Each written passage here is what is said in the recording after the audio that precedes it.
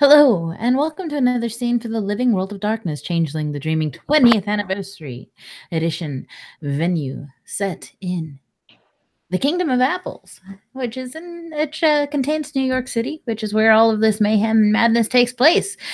Today's scene starts with the camera focusing in on Alice Amari, Baroness of the Stars.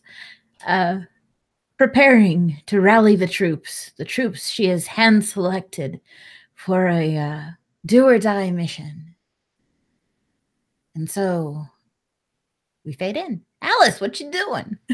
Alice is standing there, dressed in a little black dress, one of those cocktail numbers, standing there, hands behind her back, looking at the people that she has assembled for this daring, important mission.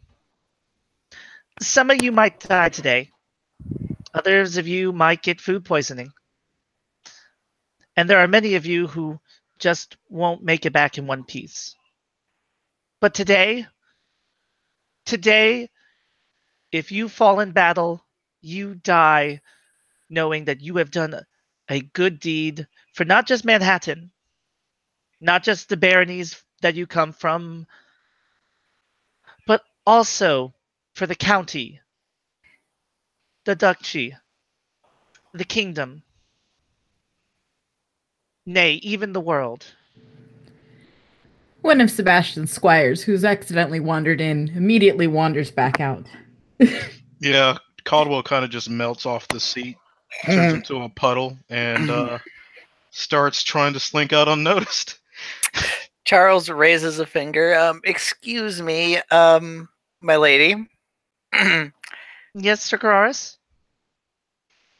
I'm a little confused. Are we planning an assault? Oh, by the commie, no. We're going in for a quiet, clandestine investigation. We're going to scope out the area, try to gather information, and if need be, go inside. They will likely be able to identify that, just like we can identify them, we are creatures of, well, the dreaming, as much as they are creatures of nightmare. And then we will report any information we gain to the Count and formulate a plan from there, with hopefully little chance of them engaging in hostilities, even though there is a known kill on sight order for their kind.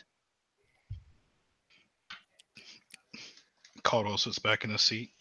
Do they know that there's a kill order for them? I am going to guess the answer is yes, because there is no way in heck at this point in time that, I mean, yes, we captured everyone from the other bar, but they're going to be pretty suspicious that literally every Tulane that we found in Brooklyn disappeared overnight. Well, every Thelaine that you found in Brooklyn at that bar. William has not informed her if he's found any more, and last thing he had told her was there were no more in Brooklyn. So, what did Sorry, go ahead. You go ahead. Is this what we're calling sarcasm? So we're going in there to report, and we don't know if they do or don't know if there's a kill order on said person. Not to mention, you have yourself, the Baroness of Manhattan, which I'm certain they'll have a very prolific idea of, given that this is where their stomping grounds are. You have a Knight of the County, a newly minted Knight of Manhattan. He does look at Max and Caldwell. I will apologize, but I'm sure they wouldn't be expecting either of you. I am not a Knight of Manhattan. Oh, no. Knight by title. Knight by title, but sworn to none. Ah, exactly. I understand. Knight errant, then. There we go. He hasn't accepted the offer yet.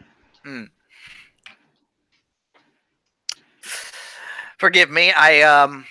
I had heard word that at least Bishop here had been in Manhattan for the majority of his time here. I did not mean to assume. It's fine. So we have a bunch of somebodies and two nobodies, basically. Mm. And Needless. Yeah, we had. you want me and Max to go in? Max waves softly. One of you is good at sneaking around and noticing things, and the other one is fairly inconspicuous and has a guitar. You do know that they can sense me. And I can sense them, so it's going to come off as a beacon. Which is why I'm hoping to have you somewhere nearby, but not necessarily in the building at first, unless they need backup, and then we know to go. But having you a distance away guarantees we are 100% certain there are Thelane inside, and we're not wasting our time. Okie dokie. Having Sir Carraris here means that if everything goes wrong, I'm fairly certain he can talk his way out of it. Well, how do we know that they're Thelane? Like, I don't know anything about these people. All right. Remember how I was training you and teaching you about fighting nightmares? He nods. Imagine if one of those nightmares constantly reincarnated, because I'm assuming they work similar to us, and happen to look like us, only eviler and more nightmarish. Also, they're born of nightmares. Oh, and their very existence is like poison. So are we supposed to stay away from them, or? More like poison to the, humans. He kind of looks like Plague Nervosa? I like to think of them like Plague Nervosa. I also like to think of them like not good and should be eliminated on sight.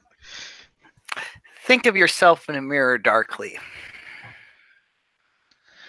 Like the room is dark?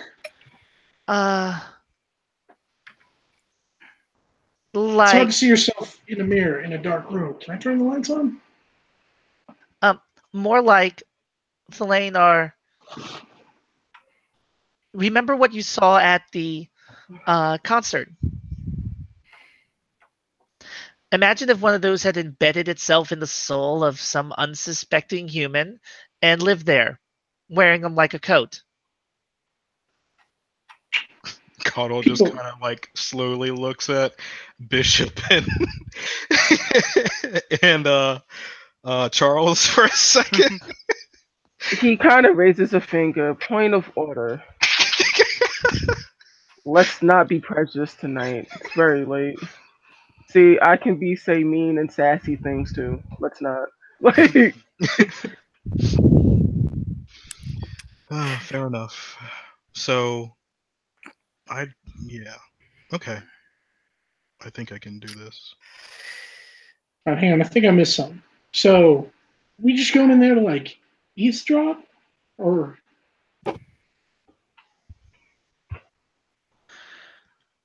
Not to be rude, it feels like this is a very not thought out plan. I was hoping someone else had a better plan than mine.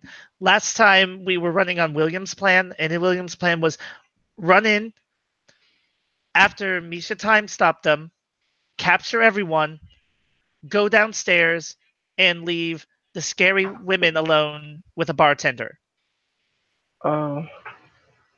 Far from starting something that may or may not be highly illegal, because I believe human trafficking and kidnapping people against their will is illegal. It is very much so, but I mean, I was just going to set him on fire if he didn't talk, so. So where is this located at?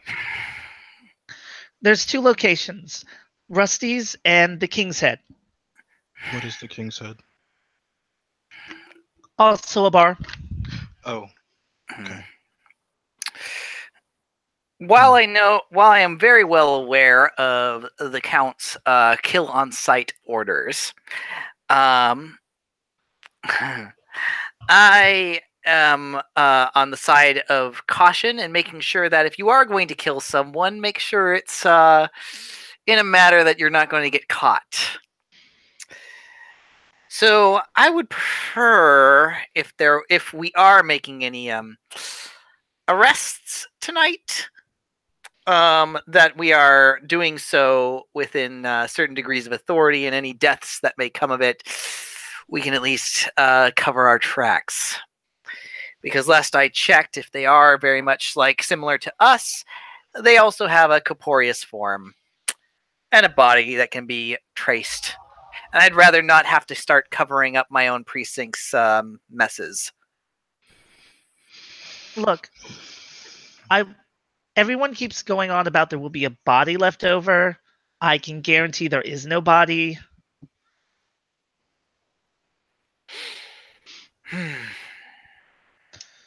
Well, One vacuum cleaner and a trip to Staten Island later. I see. Still, that comes down to the problem with us, with recognizable folks, and dealing with individuals who, granted, may not be widely known, but security cameras and other things might pick them up.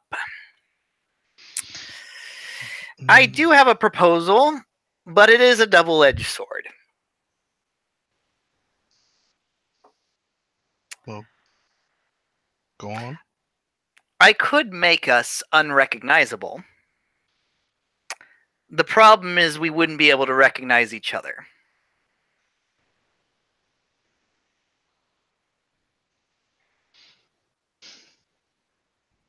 I mean, truth be told, I believe I can just probably slip into the air ducts. Max raises his hand. Mm-hmm.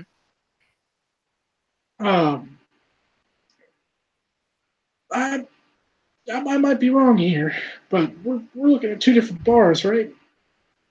Mm-hmm. Yeah. Do they put a lot of security cameras in bars? Depends on the bar. Last one had security cameras outside watching us. Oh, wow. Huh. They're pretty paranoid. Not paranoid enough not to live in Manhattan for some reason, but pretty paranoid. I would probably blame that on the late Iona. May she rest in peace.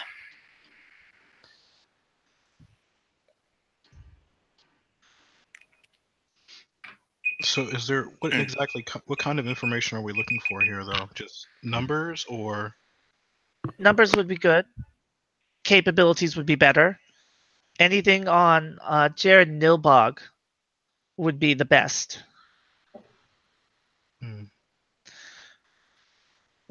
and he's known to frequent this bar? No, but he did frequent the last bar we went to. He clearly has some connection with the Thelane of the city.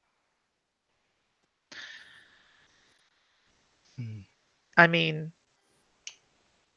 the last time I saw him was information that William had that Misha picked off of a computer.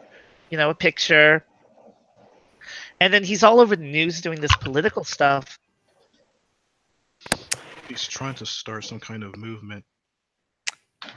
So I think that would be safe to say that there are still Thelane in Brooklyn, since Nilbog is there. After all, he is the he is on the what was it again? Sorry, out of character, Carol. 1 second, let me look up that title. It's absurd. Yeah, it's like something with the home. It's like city financial planner, I believe. Yeah. Carical. It's canon now. Canon approved. Canon approved. So say we all. Wait.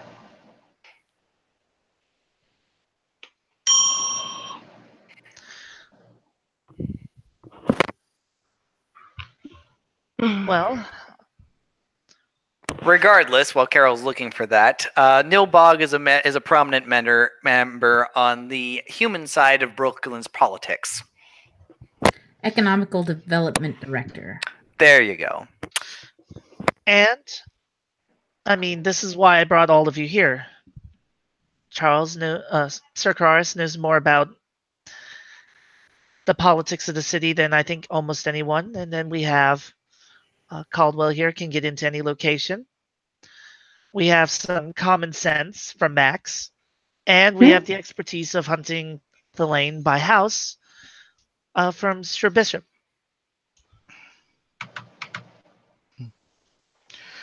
Well, this is the same gentleman we met the other day at your concert. He was passing out flyers talking about some kind of economic movement or some sort. Wait, what? Yeah, he was there. William was very suspect of this individual. Wait, what? Bishop nods. For the first time in anyone's life of seeing her, Alice is twitching. Her eye is twitching. She is looking at both of them back and forth, like waiting for more. I'm surprised you didn't see him. He was in the front row of your concert. Handing out papers and stuff. In your orders. Alice reaches into her purse, pulls out a flashlight, aims it at a wall. It's like staring into one of these. And your orders were not to break the sheet and not to do anything messy, so... Well, right.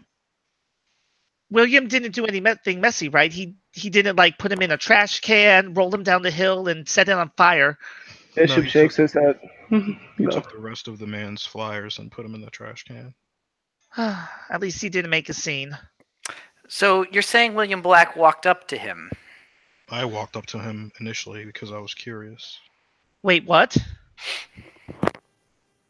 I didn't know who he was. Nobody told me who he was. William apparently knew until...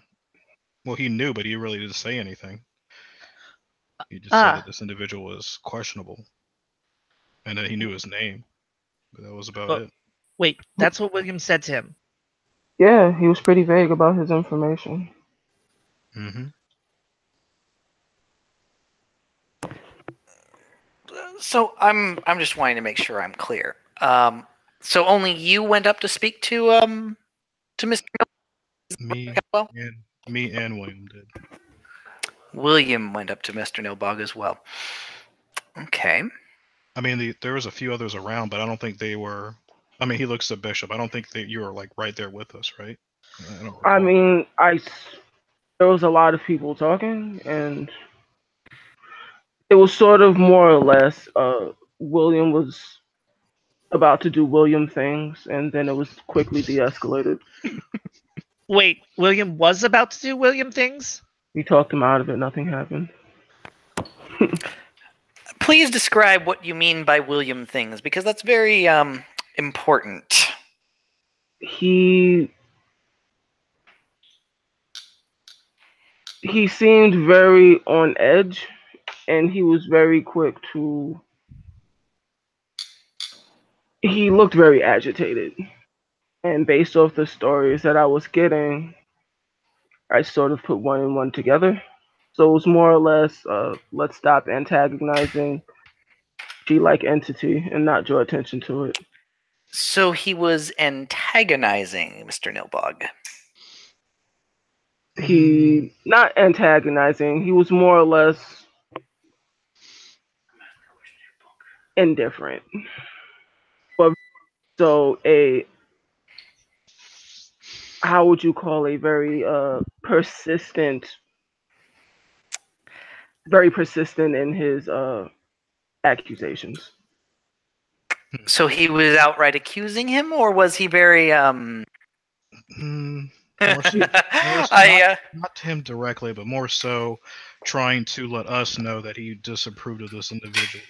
That's when you follow somebody around in a supermarket or establishment, sort of like that.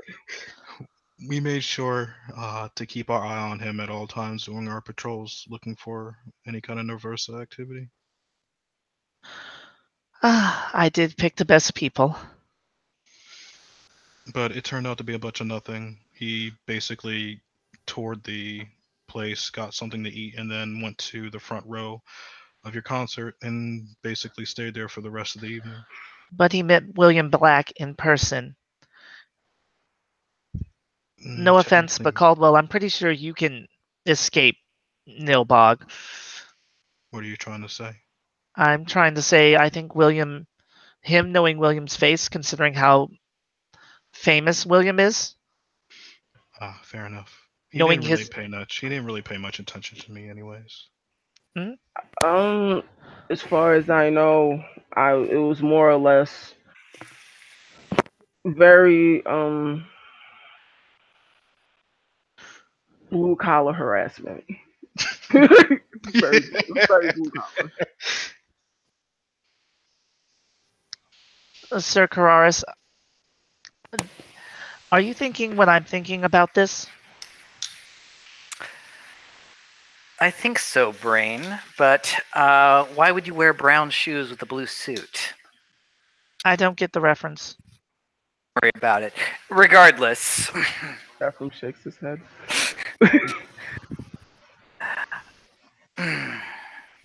Regardless, I have a feeling, at the very least, one member of prominent figures in our our life is in Mr. Nilbog's radar. Now, like I said, I don't wish to beat a dead horse, but I'm very curious on your approach to Mr. Nilbog when you met him face to face with William. Truth be told, there wasn't any real approach. I just went up to him, asked him who he was, and because he looked like any other she to me. And I basically just confirmed, are you here for the concert? Because he was just passing out the flyers, and he said yes. He was just passing these out, and he still has it actually. He didn't throw it away. You actually just pull it out of his pocket and hand it over. What's the flyer? I don't remember. Making the city serve you, a plan for greatness and prosperity in New York City. Okay, that was just creepy coming out of the blue. I'm just saying. Pentex. I mean, sorry. No. It's not always Pentex, Michael. But aside from that, I also got confirmation from him that he was, because security is a big, I think it's, even though we were there specifically for that, it's basically kind of like all of our duty, right? So I kind of asked him if he was going to help us in case anything happened, and he said yes. It's pretty emphatic. Yes. And that was basically the extent of it, because that's where William got more involved with the flyers and asking him for them. Basically saying that he would help pass them out, but instead he took them and threw them in the trash. Which you said he did covertly, nothing big, no, like, giant...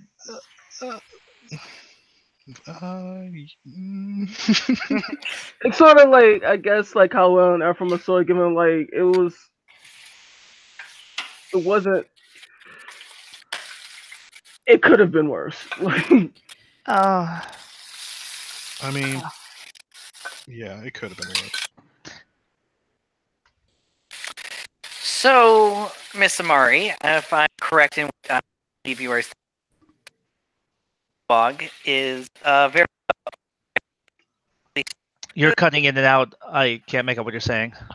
Sorry, it's my distance. I understand. So, Mr. Mari, if I'm correct in what I think you're thinking, aside from the fact that William has outright compromised himself in front of Mr. Nilbog, we might be looking at other potentials. Yep, and seeing as he went to the other bar, personally, I'm wondering just how far that information has spread. So,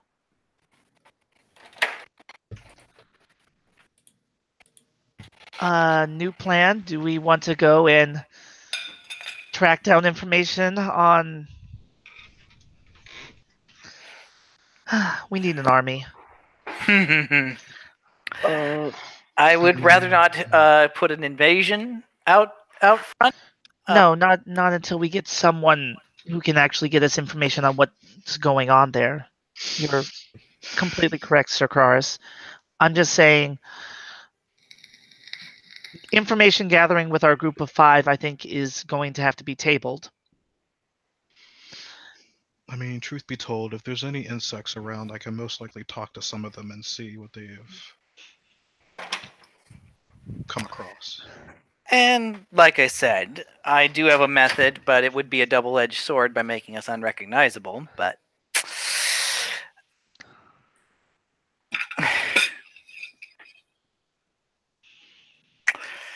like I said, one way or the other, we have a very unknown factor. Will we be able to recognize our individual self?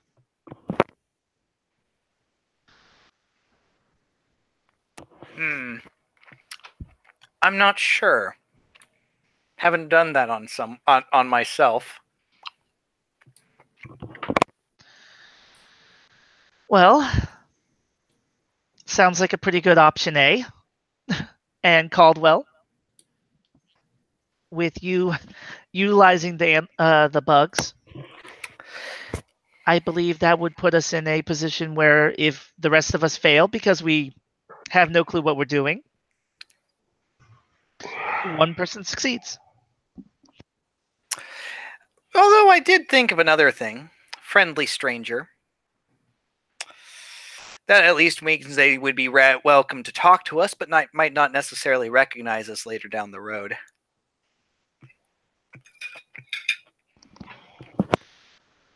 Thoughts, opinions?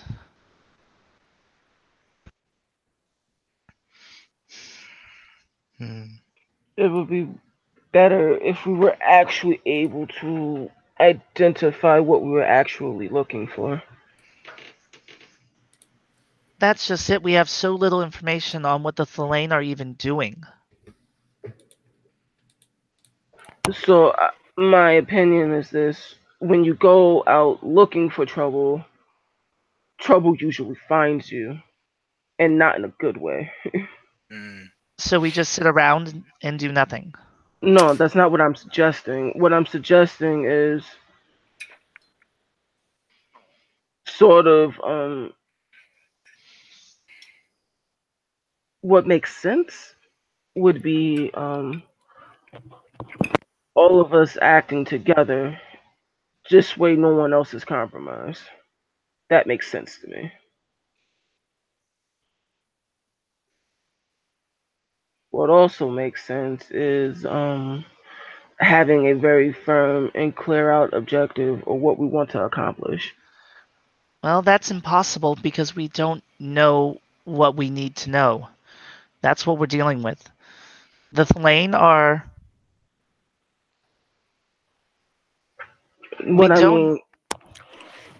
We didn't even realize that there were Thelane operating in Manhattan until 2 weeks ago.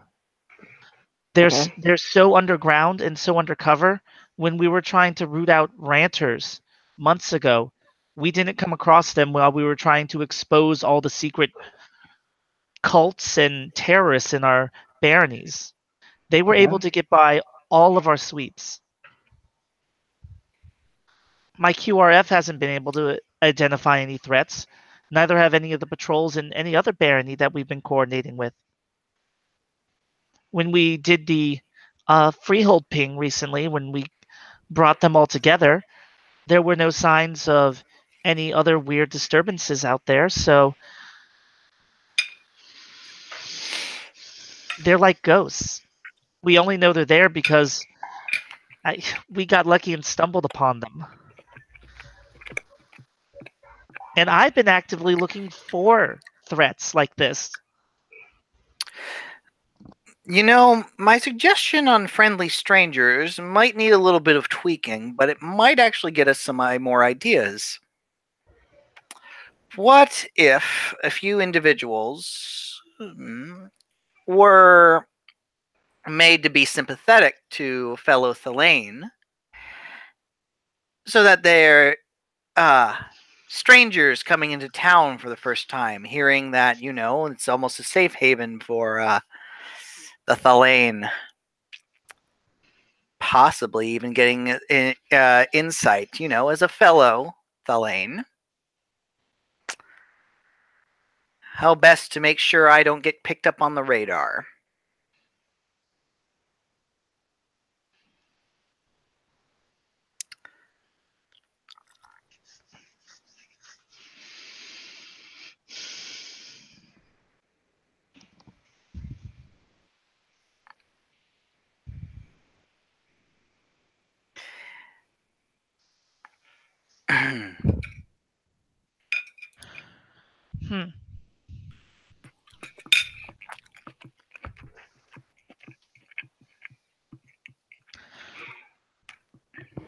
It sounds like we just.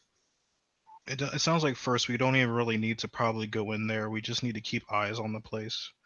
If we can get close enough in ear, and if we can get anything inside, like a bug or something, to kind of see what's going on, I think that would probably be the best bet for right now. Anything else seems too invasive.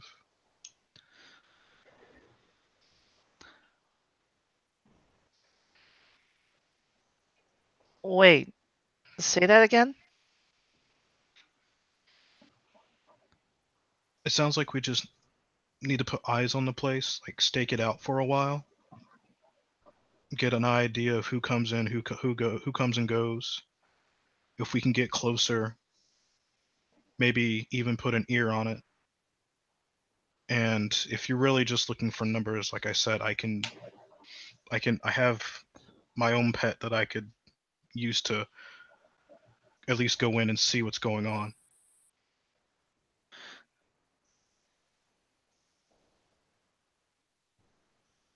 I think, Caldwell, that's brilliant.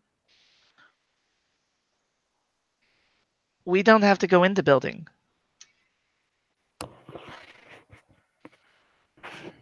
Sir Carraris. I mean, we're not on any kind of time schedule, are we? No, not really. I mean, and Sir Carraris is a police officer. You have handcuffs, right? A criminal psychologist, but yes, I do. And I see 4 strapping young men who could drag someone into an alleyway.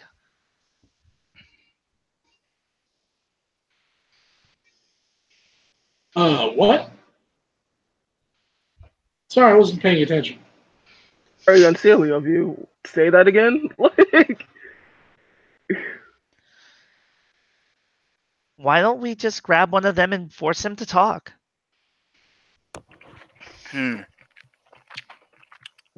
are we trying to find out? I like this. Let's do it. Well, it's like Caldwell said, if we can get a bug inside the building, but what's even better than that? A bug that's already been in the building. That is true. And we do have a quote-unquote kill-on-sight policy, but I'm sure if I were to pass it along that we need someone alive for a little bit of re-education, I might be able to sway something. This is perfect. Caldwell, you're a genius, and this is perfect. So let me understand what we're doing. We're basically going to kidnap somebody. Yes. From inside. Preferably someone with bugs on them.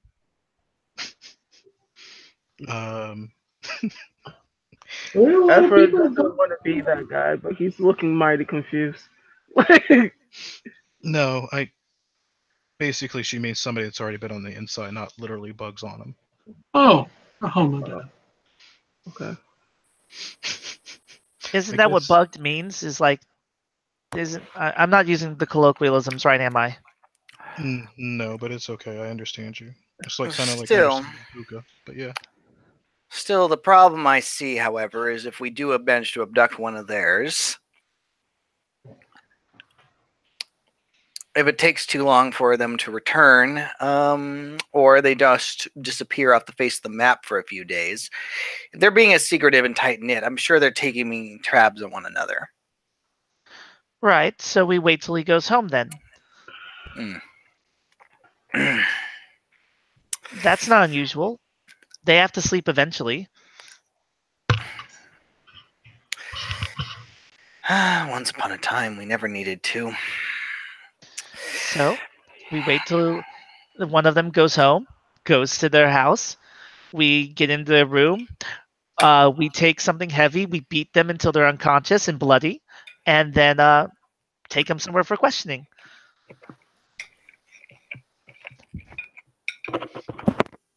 Those of you with the lane lore, how high is it for you?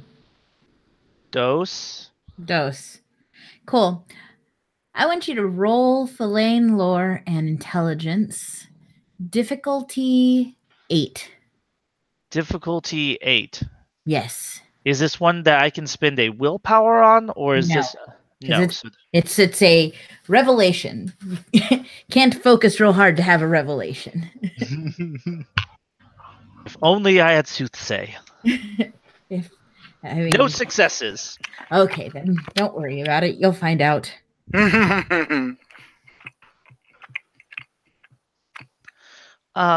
Option 2.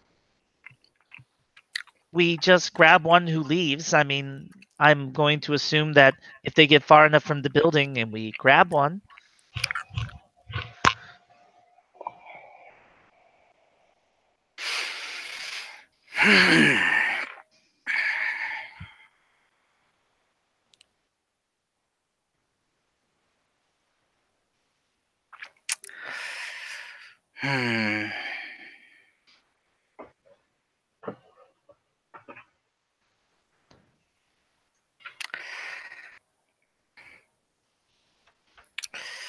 Well, I'd much rather a moment where we weren't roughing someone up, or at the very least be able to infiltrate and get an idea as a, more of a friendly thing. But I will submit to the groups the majority vote. I have reservations about this, as this can and does have the potential to spiral out of control very quickly. But well, I'm open to other ideas about what we can do in the long term. We could just call this off. I mean, there's a lot that we've just learned. I didn't know that William had approached Nilbog. That kind of changes my own personal focus. And yes, I'm more concerned about Nilbog being aware. And that's another reason why I was suggesting something to make it so that we were not necessarily recognized. Because, as with cameras, I would prefer that we were not put immediately on the radar, as it were. 2 of us would have some problems with that, she says, looking over at Sir Kararis. We'd get into a lot of trouble if we were caught. I mean, I don't mind sticking around and keeping an eye out on this place for a while. Maybe even see if I can find any weaknesses to get in and see what I can hear or find. That's the only other plan that we really have. I feel bad for leaving it all on Caldwell, but the other ones just seem overly anxious for information. If an entire group of strangers show up, that's also suspicious. Yeah. And at this point, we're dealing with a situation, though, where if we don't get information, we are going to be desperate. They're operating, and we don't know what they're up to at all. Like I said, there could be a way that we could at least send someone in. Someone sympathetic, that seems sympathetic. I could make someone sympathetic. All right. That they would be willing to possibly, give a helping hand.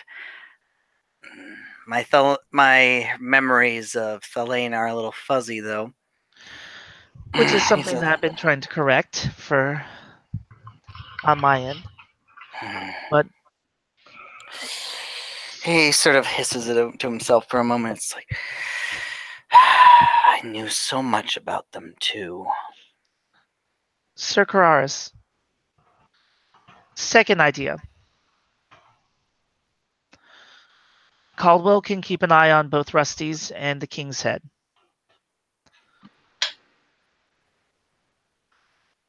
The four of us, however, have something else that we could do more immediately. Or at least if Caldwell wants to come along for that as well. Nilbog. What about Nilbog? We're down to either researching him or confronting him face to face in a more social setting. I would rather save the face-to-face setting for when we have more cards on the table. So what cards do you think we need? We need to know more about what his operations are. We need to understand a little bit more of how much pull he has over the other Thelane. We also need to know how they're operating. He's been operating in the open for quite some time. Why has no one dealt with him? I have a feeling that Isidore's lack of oversight is a contributing factor. Well, there's what Count Leon told me. Mm-hmm. He's high-placed, political, and well-known. It would be the equivalent of someone walking on stage and shooting me. Eliminating him is not going to be as easy because of how entrenched into the city he is.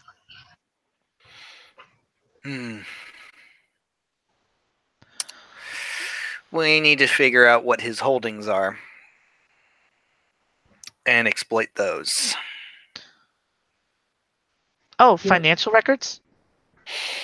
Not just financial records. Sorry, go ahead. I was going to say, thanks to Anthony, I remembered that some of you remember things. Anybody who wants to roll their remembrance in place of the lane lore?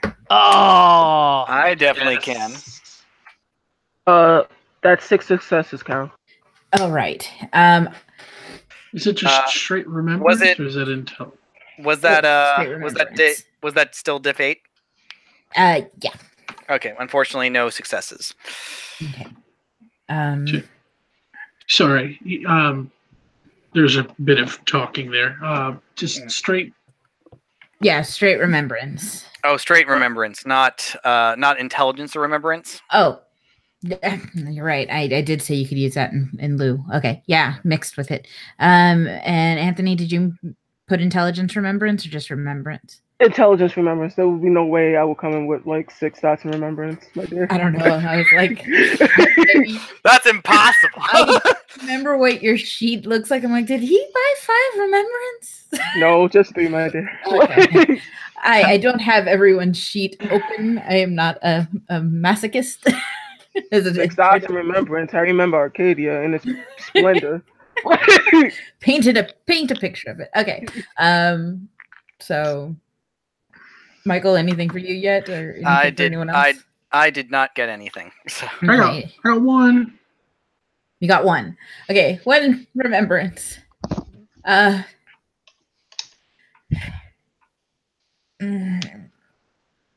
You said it was like diff 8, right? Mm-hmm. Yeah, I got a 9. 2 files. Okay.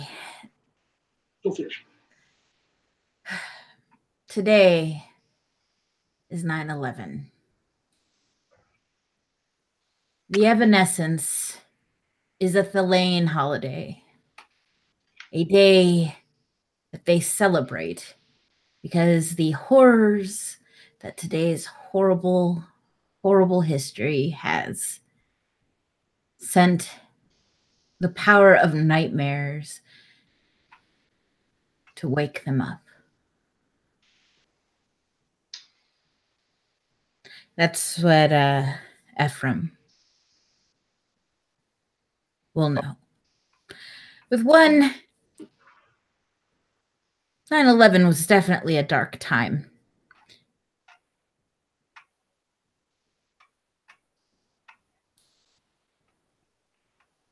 Actually, that makes sense why Charles would not know about this. Well, you would have known that something happened with the lane. You may not acknowledge or be able to correlate it between 9/11 as an Arcadian she, but your host would. No. Well, still, I did not get any successes, so I don't have any connection with that, which makes sense. Yeah, it's a stomach achy kind of lore within the book, but it is, and it is. Today marks a special holiday for the Thalan, called an Evanescence. So, being that today marks a very dark time in New York's history, it would make sense that today would be a very important day for them. So they would not only be gathering in mass numbers, but they would be a little more guarded. It's to the extreme. Mm. So let me rephrase my previous point as he kind of scratches his head. Caldwell will be in active danger. So unfortunately, it might be prudent, at least on this night, not to do something. Did I get that right, Carol? Mm-hmm. Okay. Would definitely be putting himself in danger because there would be more than usual. But there would be more than usual. You might be able to get at least a quantitative Number.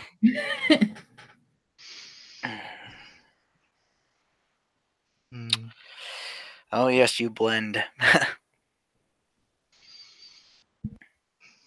I know this sounds dangerous, but I am also curious.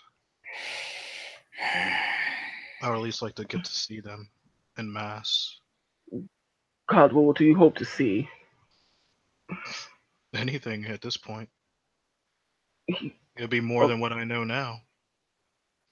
All I know is about a holiday and that there's one that's, apparently an asshole that these guys don't like.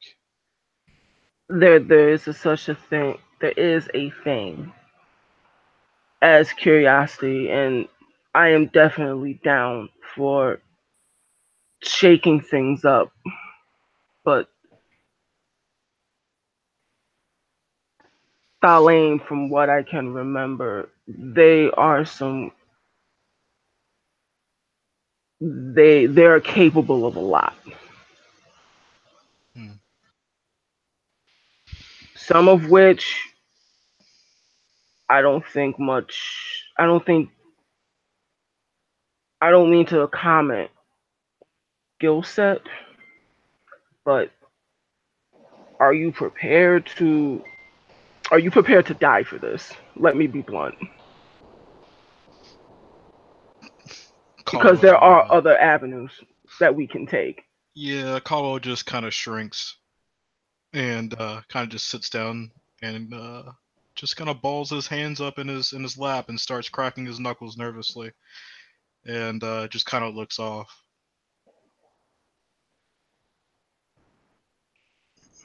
No, I'm not ready to die for this.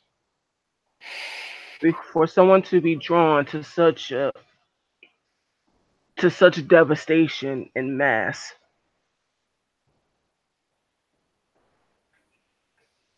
I could possibly hold my own against maybe one if I caught them unaware, but not 6 or 7. I guess. And possibly greater. I don't want to get too close. I just wanted to see, I don't know. I don't know what I was thinking. So these Thalan, right? They can they see us like we can see each other? Yes. They can. I've watched it in action.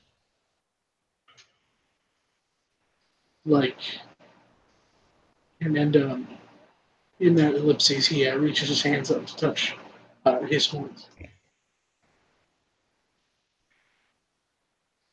Don't get me wrong. I definitely, emphatically believe something should be done. But the way we're going about it now, we're more prone to risk more than actually gain.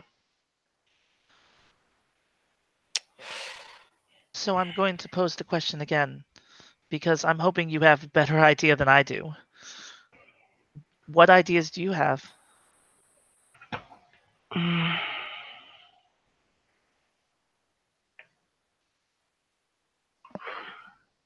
Possibly not going on a high holiday would be more advantageous, but There's risks and reward with both. We leave them be. We don't know. We save ourselves from the greater danger of their security and whatever ritual they might be performing this night. However, at the same time, we risk losing a great amount of information that we would not gain otherwise, such as the majority of their numbers. Then again, we're also only aware of the locations in Manhattan. Sir Kararis, would you be able to get the information if we got one?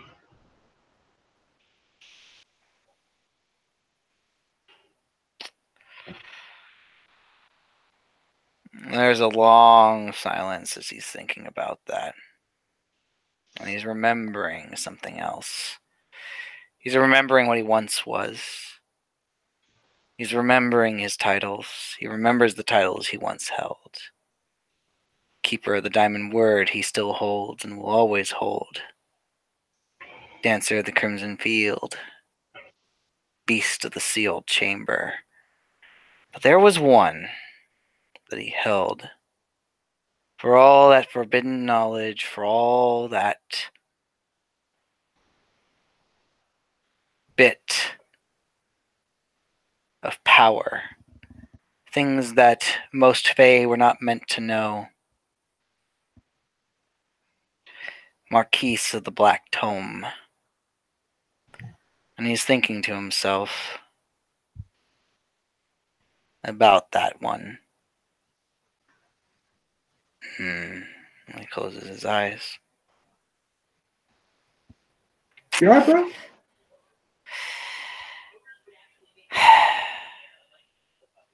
There might be some ways, some more risky than others. Most of them are involving magic, because if we walk in there, we'd be literally torn apart at the limbs. But then again, we're dealing with powers we don't fully remember.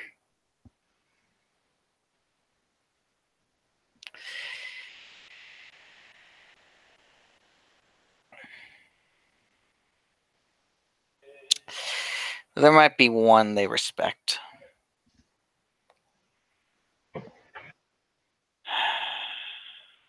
Regardless of Thalain or Kithane.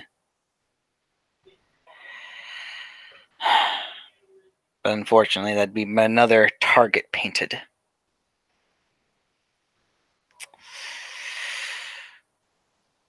I don't think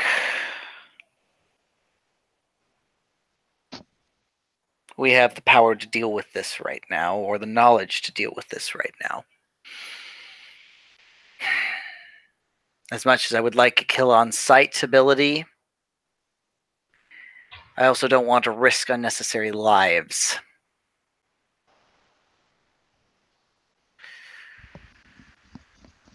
As much as this is a grapple opportunity, I think we have to let this go.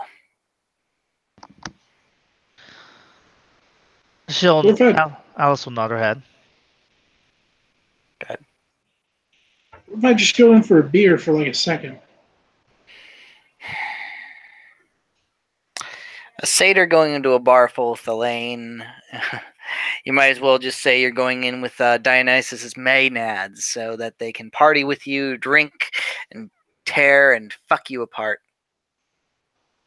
I mean, if that's your thing, don't let me stop you, but I'm sorry. That cold laugh. Well, you know.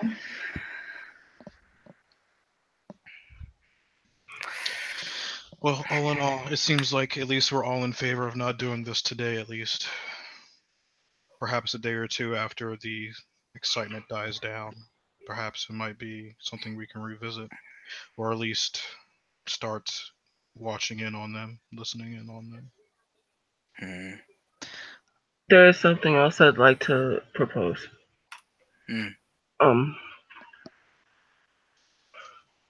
If I was able to find one loan, Sir Kararis, would you be able to deal with it?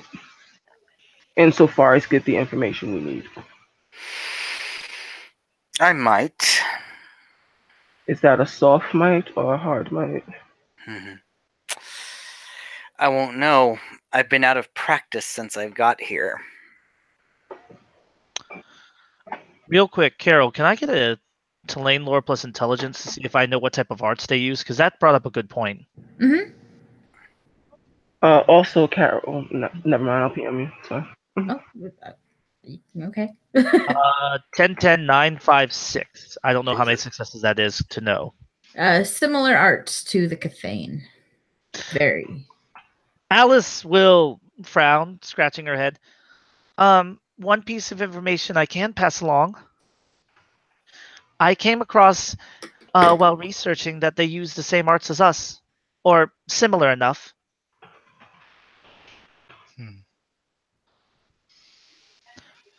So when you say literally our shadows, they are literally pretty much our shadow. I was being pretty literal, yeah. All right. If you and Sir Ephraim are going to go pick up a body, what I'm thinking is, Max, Caldwell, stake out wants their numbers to go down a little bit. Basically, we can pick a couple and just follow them and see where they go. I'm fine with that. I can do that.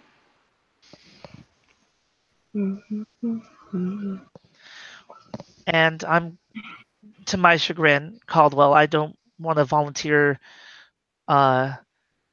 you or Max to do it alone, but when I said we, I meant more you two, because I'm, well, bright and very bad at hiding. Half the city probably knows who you are anyways. It's fine. I believe in both of you. And Caldwell, I mean, we've been training, so she puts a hand on his shoulder. That has brought me some comfort, yes. We have been training hard, so yeah, I believe I can do this. I know you can. And Max?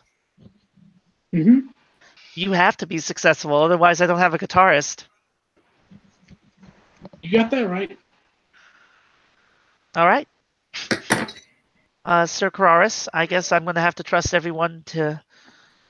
We won't be able to do it tonight, but to do what they need to do. I'm going to be looking through city records. See what I can learn about Jared Nilbog's businesses, connections. I'm sure there's something at the library. I mean, I've been studying finances and politics, so should have a decent time of it.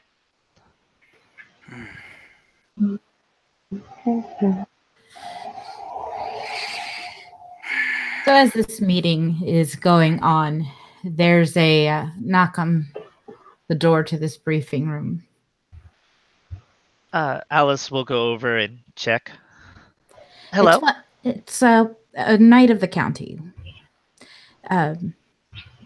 It's a satyr. Seen I around. know him. Right. It's only one of the more common kiths, of course. How wide open is the door? I don't know. Alice, how wide open is the door? She had opened it just a crack, but she'll open it all the way when she recognizes it's a knight of the county. Would you say it's safe to say that anyone could see who's on the other side of the door now? Yeah. Satyr in red armor. Oh, hey, bro. He'll give a friendly nod and tilt of the horn to the other satyr. We can figure it out. Good evening, Baroness, Sir Cararis. And he looks at the faces of people who have not broken into the Changeling Society fame and just give a polite nod to them as well. But he turns to Charles. Count Leon has received word that a chrysalis should be occurring tonight, and it is a very dangerous night for this sort of thing. So he requested that if you don't find yourself busy, to please tend to the matter. Of course. And since it's such a dangerous night, as I'm sure my fellows and I have been discussing as he turns to everyone, I think it would be quite prudent, if no one else has any other plans, to aid in the protection of this blooming child of ours. Sounds like a plan to me. Sounds like a plan. I wouldn't be a magical girl if I wouldn't do this. Charles, that was me laughing. Charles just sort of blinks uncomprehendingly, but okay. Oh wait, I wasn't supposed to tell you guys that. Alice is giggling now. Is this or cookies? I will help tend to this new fledgling.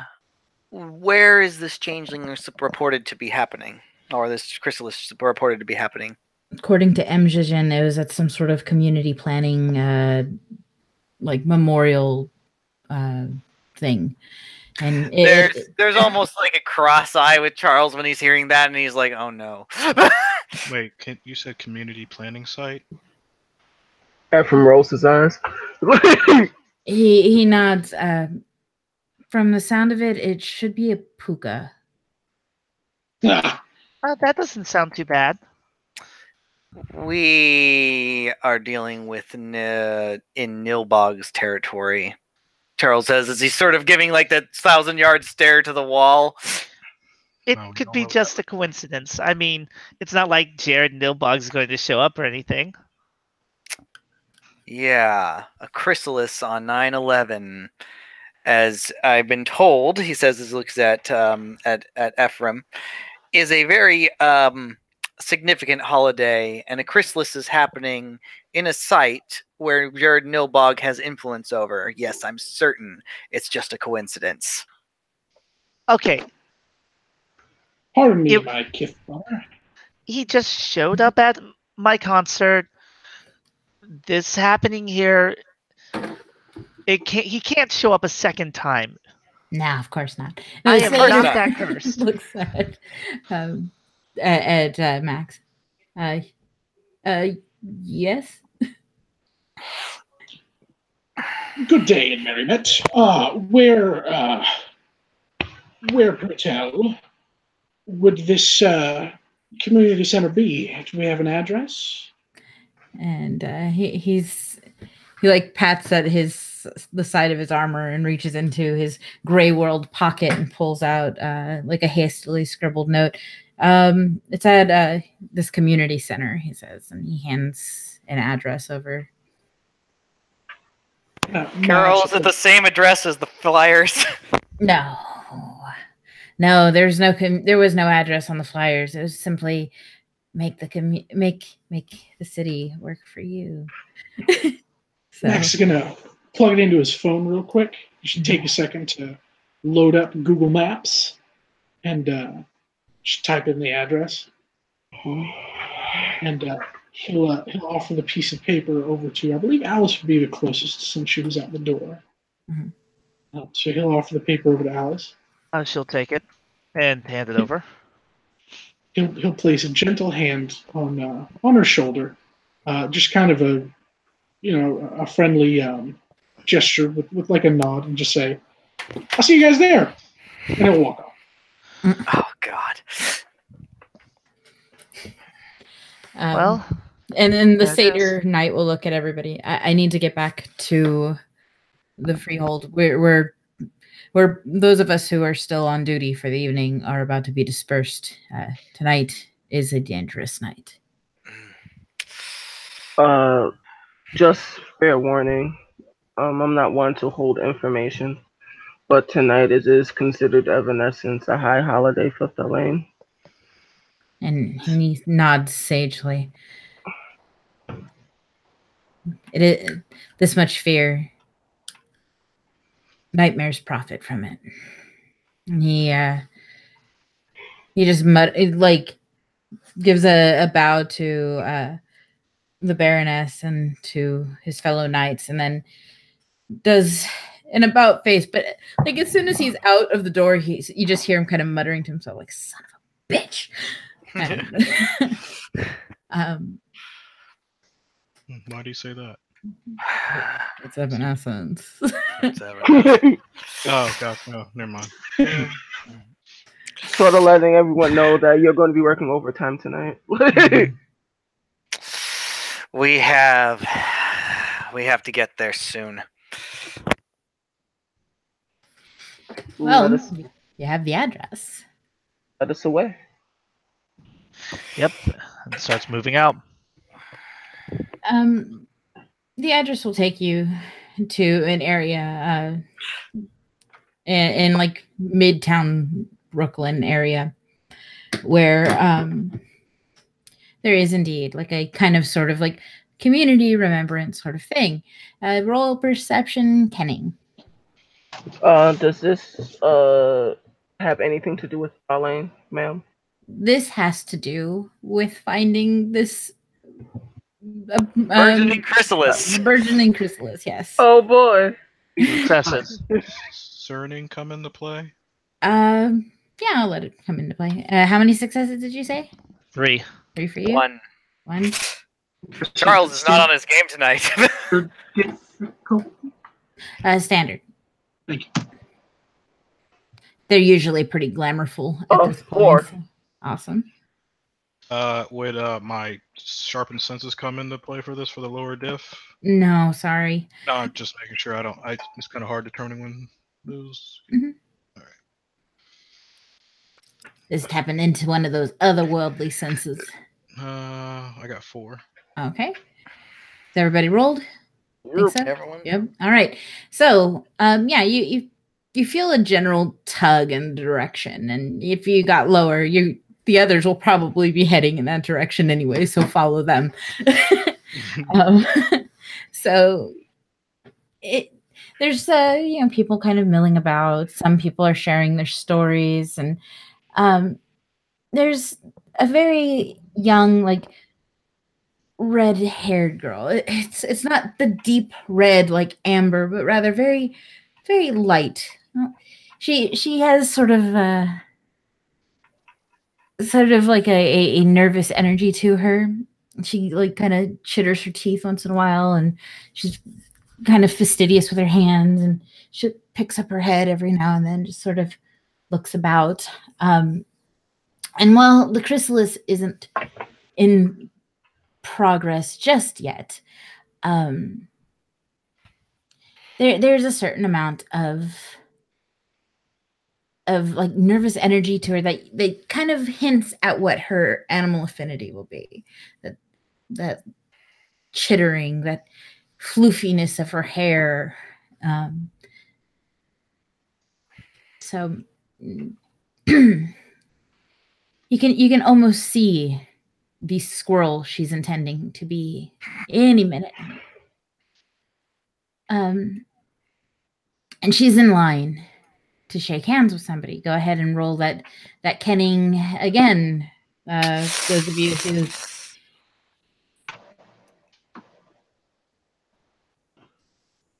was that, Carol? Go ahead and roll your perception kenning again. And for the Bowmain, yes. To detect the lane. 4 successes for me. All right. Well, 2 successes. 4 successes.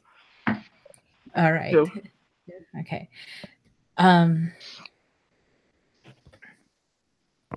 Looking up from this still human girl, you see this very charismatic individual. Hmm. And he's talking to people, and he's got a nice little audience building around him.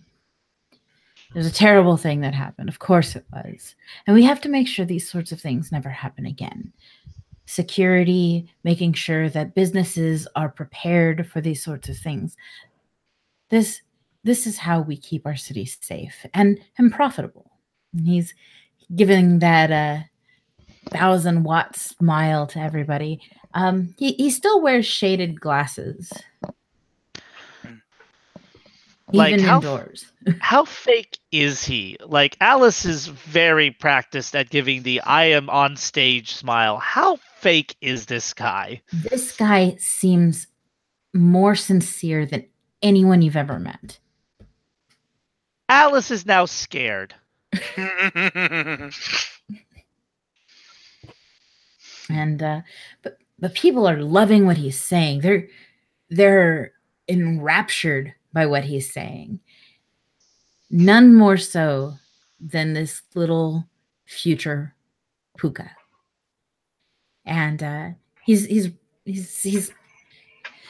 standing ground level. He's not on a stage. He's among the people, talking to the people, staying very close to people. And this little squirreling makes her way up to him and begins asking him questions. Well, what do you mean?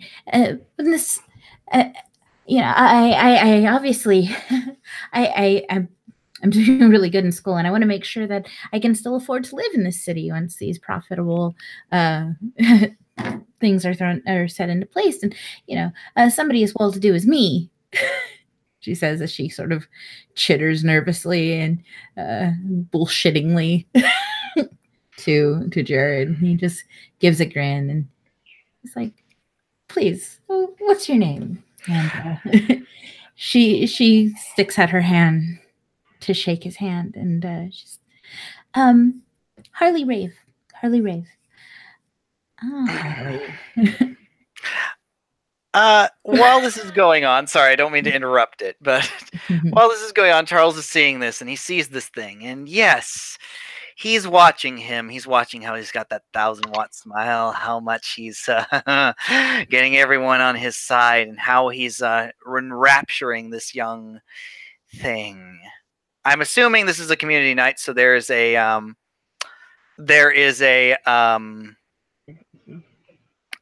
like, hors d'oeuvres, or like, like I'm assuming like punch bowls or some shit like that. Mm-hmm. Charles makes his way over. He's still within, like, for lack of a better term, line of sight of him, and like, he starts to pick up a he picks up a punch, and he misses, drinking it as it spills over his thing. Oh, Lord, what an embarrassment, he says as he nicknames Nilbog an embarrassment. Okay, I'm gonna give that a 1. That's fine. I am totally fine with that being a run. Because I can't I can't make myself an embarrassment. So Caldwell's gonna duck into the closest shadow he could find. And wow, Jesus Christ, Superstar. not happening. No. Well, there goes a glamour. So it's there. Yeah. Carol, the dice don't want me to fuck with him. It's amazing. He's the perfect antagonist. For you. For you. All for me. So anyways, and he kind of with that spend of glamour that doesn't land, he gives sort of a casual glance over at the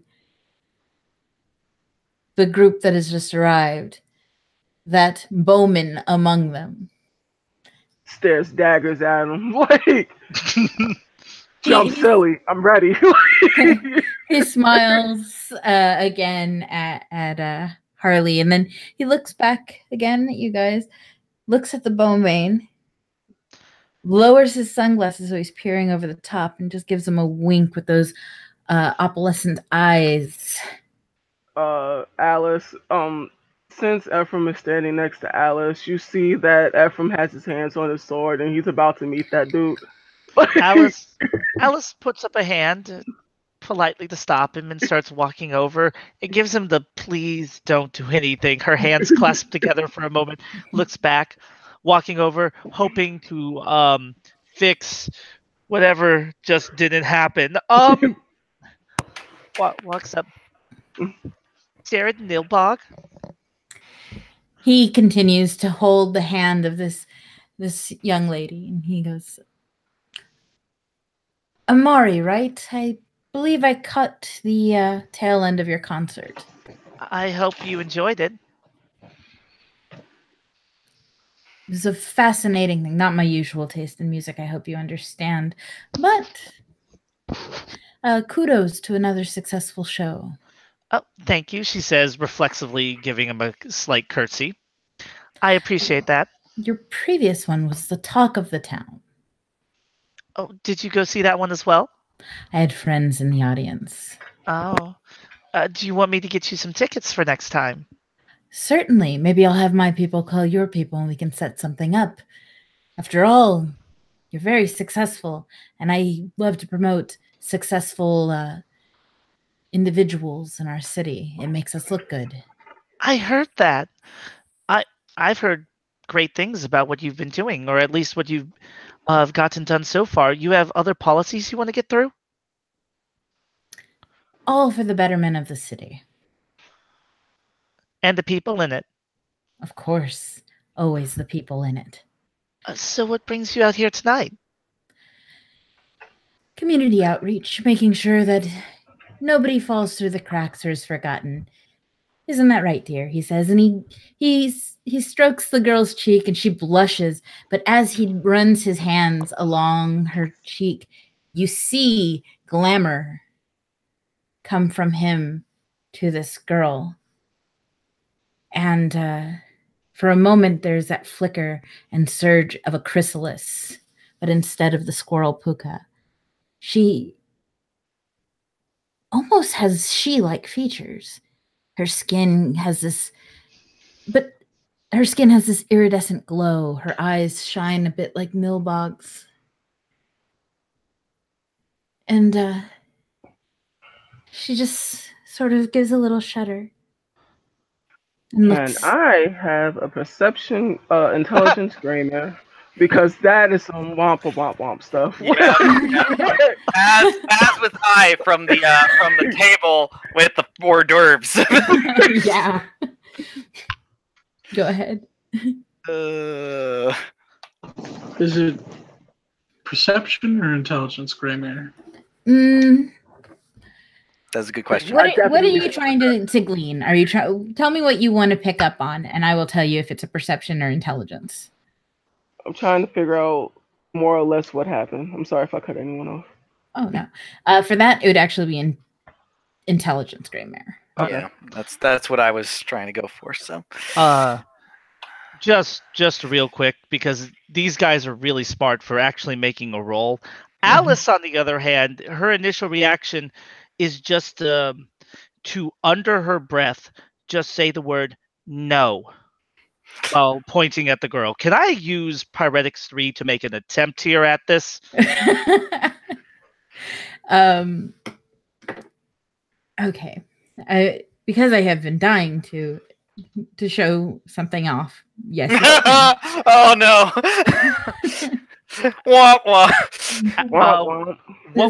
But saying no under her breath and pointing is also a 1. Yeah. Well, it was supposed to be. It was literally her in a moment just panicking. It is not careful Miss Amari, who Mhm. normally Yeah. preps herself. Suddenly she's on fire. Anyway. This The is a trick is willpower. up, boys. Boy, I am spending a willpower on this. Mm-hmm. I got 3 successes, by the way, on that intelligence screamer. She is like Nilbog. Oh no. 1, 2, 3, and I canceled them all out with ones at the end. So I need 0 successes. Oh, Nilbog, you monstrositous bastard! No botch because I spent a willpower. well, good for that, I guess. 4 successes. 4 successes? Yeah, you've witnessed the birth of another Thalane. Oh, fuck. I wish there was a rage button, but there isn't in this game. Fair enough. You can roll your intelligence Thalane lore. If your lore is under 3, it's a diff 8. All right. Well, remembrance can help. I'll let another intelligence remembrance for Fail those of again us because I got the exact same roll. What is wrong with you? Hararis, however, even without that, gets 2 successes. All right, and Ephraim, you gonna go for it? Waiting for my dice to show up. Okay. I'm giving up tonight. I've never failed a Pyretics roll. And it's all the ones that I've never rolled. Nilbog, you monstrositous bastard. We love you already. You're going to be our greatest antagonist yet. All right. So we got 1 for Max. Wow. my remembrance is on fire tonight. What was the diff for remembrance?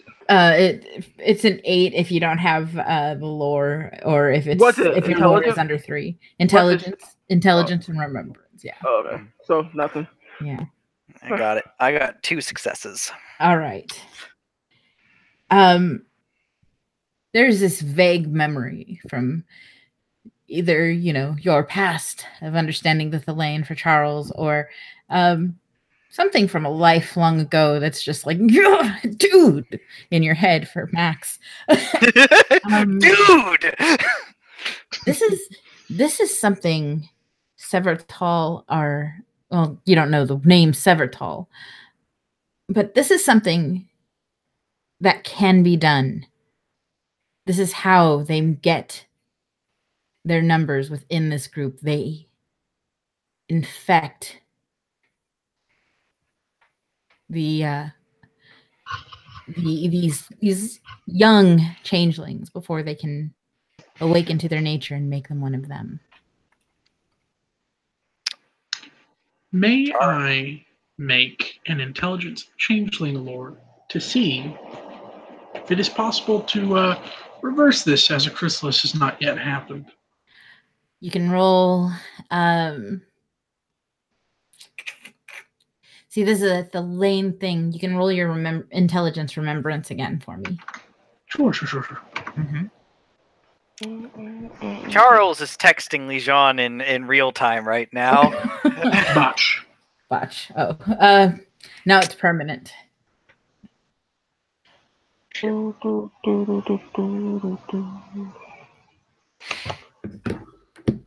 Sucks because I had an idea. But... Alice, you want to roll some Thalane lore again to see if this is a permanent thing? Could I try the intelligence remembrance again? Definitely. Okay. I will make an attempt. I say attempt. Mm-hmm. One success. Woot. And let's see. Yes. All right, both of you know. 3 successes. Fantastic. Yes, it's not permanent. Alice, you know it's not permanent. You don't know how to fix it.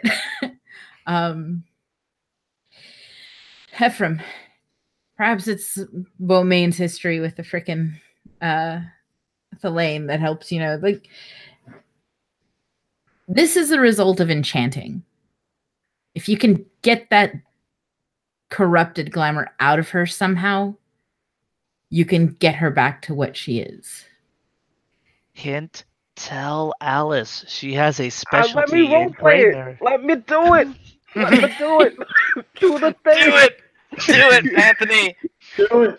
Make Oh. Beaumain great again. Do it. I'm trying. Walk right up to her. Walk right up to her and be like, hey, is this guy bothering you? So with that, almost in a flash of remembrance, Ephraim is kind of like jumping on his feet, and he's just like he kind of grabs Alice. You can fix it. You can fix it. You just have to purify the glamour. You can do it. You can do it. So can the enchantment expert make a gray bear plus intelligence roll to think of any way that she could pull this off? Yeah. Okay. Would my enchantment specialty apply? Mm-hmm. Okay. It doesn't matter because I'm never going to get like a success again. Apparently, I've never failed a gray bear roll either. But Oh here my god. Isn't that 1? That 10 should be 2. So the 1 should just take away the 1. Yeah. Okay. So you have exactly 1 success, my friend. Success. Let me think of You gotta smack her. Smack her hard. Smack the glamour out. Draw it out like poison. Stab her and start sucking. Sorry. It's getting this out isn't a matter. It isn't going to. Your usual tactic of burn it away isn't going to work. You have to. She has to willingly leave him. I want to do it. I don't know. Alice will, at that point, move aside, make a polite goodbye to Nilbog, walk over to poor Sir Cararis, and she'll gently motion for them to start walking as she starts walking in the direction. Ephraim he's erratic right now because he wants to stab this dude in the throat piece. Charles, someone has to convince her to willingly leave Nilbog.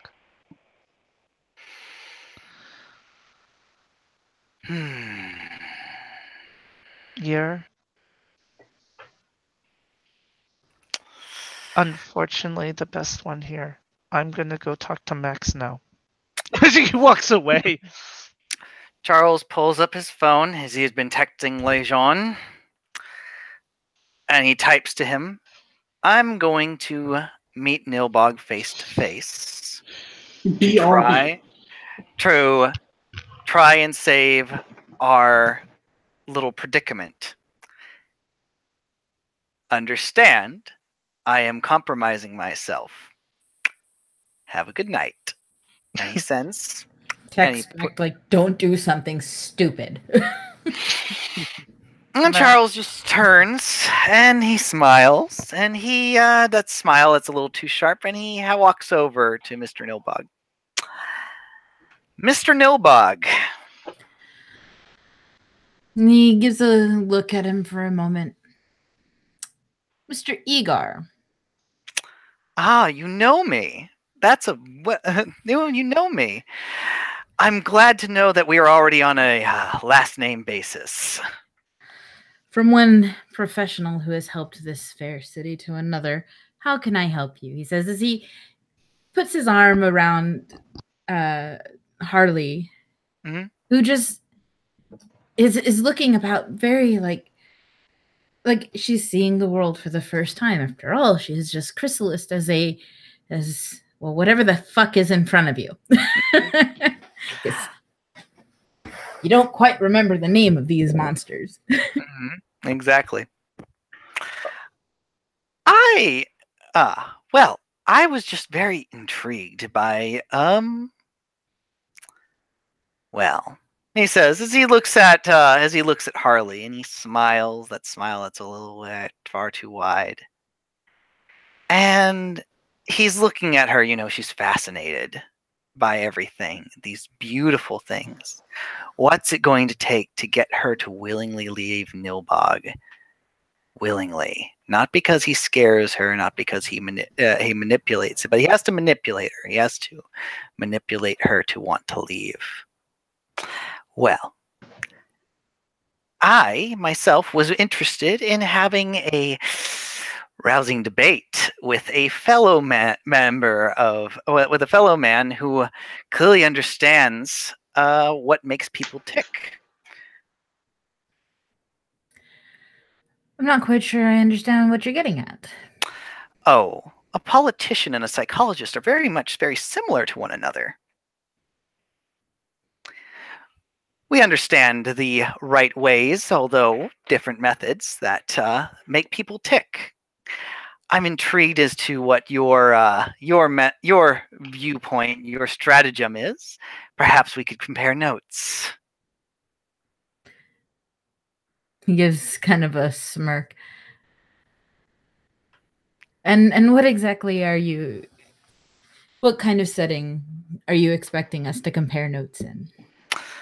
Well, this is an economic setting. This is your home ground. I figured we discuss your politics. Here and now? Here and now. It is your floor. You have the advantage. Well, you're the one coming at me, so what exactly are your questions, Mr. Egar?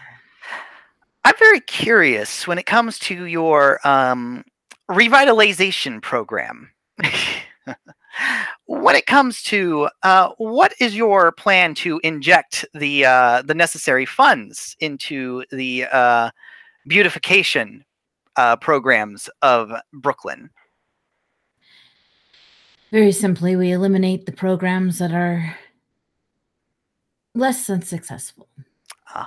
And which programs are those? Well, there's a variety of programs that, well-intentioned, are ill-received or completely ignored.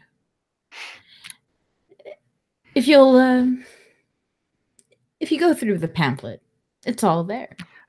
But I would much prefer to hear you name them out. After all, I mean, anyone can read a pamphlet, but to hear it from you directly would be the achievement. Trying to butter me up, are we? And he looks at Harley and he's like, why don't you go have fun? You could just come on right back whenever you're ready. And she looks at him with doting eyes. Of course, I'll be right back. And she walks to go get a glass of punch. This is not, by the way, leaving him. This Of is course. not how it works. Of course. No, I understand that. However, that is getting him away from her and his attention on him. Hopefully others will pick up the pace. Oh, I know just the thing. That is not at all subtle. I was just praising the commie that she brought Max. In the side chat, you may notice that by the bits of conversation that Alice has had from person to person, she walks over to Bishop, and they have their bit. In the corner of their eye, they'll see a horned man step forward, wielding a guitar at his front. And he starts to play the notes to Breakfast at Tiffany by Deep Blue Something. Love that song. And just here, out in the middle of nowhere, or not in the middle of nowhere, in the middle of a formal event, he's going to start his own fucking concert. Okay. I would like to use that as a bunk to activate the flicker flies. I'll do a -3 for that. -3. Alrighty. He what's the flavor of flicker flies again? It's makes people feel a different feeling, right? Would be appropriate to say And if you capitalize on the feeling, you get a -1 difficulty to your rolls. Like social rolls. I do? Yep. It's why Alice uses it and abuses it. All right. Yeah. So yeah, and I'd like to. Hang on, could you say that again? So whatever emotion you pick, if you later in the scene try to capitalize on that emotion for a dice roll, you get a -1 difficulty. So yeah, he's gonna try to evoke a feeling of I don't know, like I want to say joining in on the music or enjoying the music, a sense of togetherness, maybe. Togetherness? Is that appropriate or no? Perfectly appropriate. Okay. And yeah, so that is going to be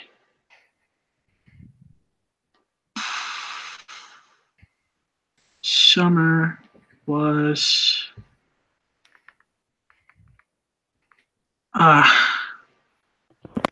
that'd probably be what actor? It depends on who you're targeting to hook the flicker flies to. Actor would hook it to a person there, and anyone who's close to that person would get the benefit. If you hook it to a fae, it would be fae, an object prop. Yeah. So you could hook it to yourself, and anyone who's close by you is going to get the effects of the flicker flies. So. Okay. Or you could do it to Harley. It's up to you. Is Harley close enough, do you think? Harley is going to require like Faye 4 or 5. Okay. So just putting that out there, they're lane. Totally fine. Okay. Wait. Can Alice capitalize on the fact that he's just started doing this to join in and give him some backup singing and vocals on this? Do what you feel you must. You are creating quite the scene, though. Excellent. As you are doing this, you notice several reporters starting to gather around and snap pictures. Oh boy. Alice is going to play this off as she has hired him as to be her new guitarist. And this could be a thing. So she has a plan for that. EST doesn't murder me. So she's going to start giving backup vocals, and Alice is going to flicker flies to kind of help here with attraction, an emotional sense of attraction, and she's going to hook that to she is going to hook that onto I forgot her name already. Harley, thank you. With the two of them doing a duet that's going to make front page because it's Alice. Would you say I get a bunk from this? Yeah, I'll even give you a 4 for that. Oh, a 4. I get a 4 for walking into Leon's office tomorrow. So that drops me down to diff 4. Is there if I roll mine first? Yeah, please do. All right, so he would on himself then. So that would be Summer plus Faye. So that's I'm hitting 3. I'm at a -3 diff because of the bunk, and I'm at a -1 diff because Faye Realm and Satyrs, right? Yeah. Okay. So that puts me at a diff 4. And if I add scene to that, what is that? If you add scene to that, it can affect the room, and it would increase the difficulty by 1. Okay. I think I want to do that. Okay. Is that Now, it'll affect the mortals because the autumn, they're not the autumn people. Sorry, the Thelane still are at that higher diff, but you would be able to hit the fairies. Actually, you'd be able to hit the fairies. So Charles, Ephraim, all of them would be able to benefit from yours because you're casting Fae and Scene, so it spread over the Fae and the Scene that aren't Thelane. okay. So it just hit us and not like the people. Yeah. But you're the one the sense of togetherness. It's good still, and it's good practice. Sure. So do I add my scene dots, or does that just raise a diff? It raises the diff, and the area of effect. You choose the lowest of the two.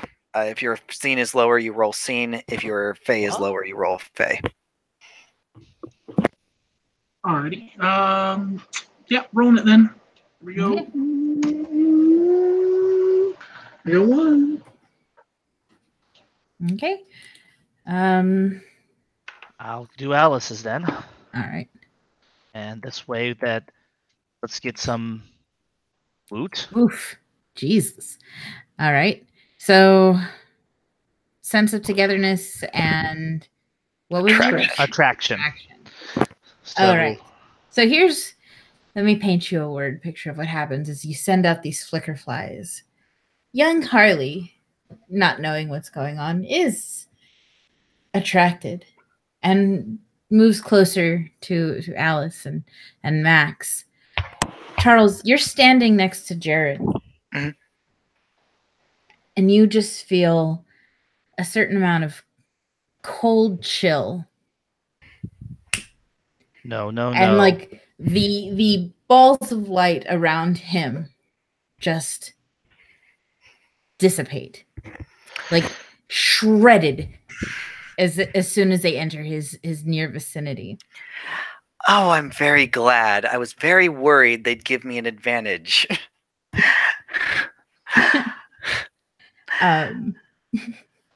Yeah. After all, I would much prefer we were speaking as equals on this battlefield, Mr. Nilbog. As I'm sure most people are like turning away from them because of the fucking commotion and stuff like that. It's just him and him. It's him and Nilbog staring at each other. You do travel with an interesting lot, Mr. Egar. Ah, yes. They're quite in your face, as it were. To be honest, I was hoping for a different setting when we finally met each other. But I think, given the circumstances, here we are, face to face. Now, the question I have for you, now that the attention's drawn away, do you wish to continue our debate on the nature of Brooklyn's parklands and revitalization projects?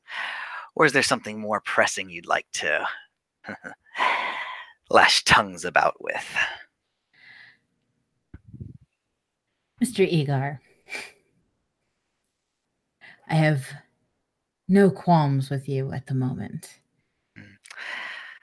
Personally, I don't have any qualms either. Strange. You serve somebody. Who was that individual? There's very little mingling between your people and mine.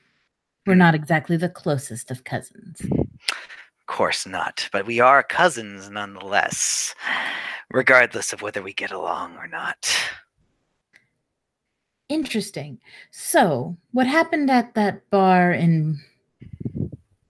What was it called? It was here.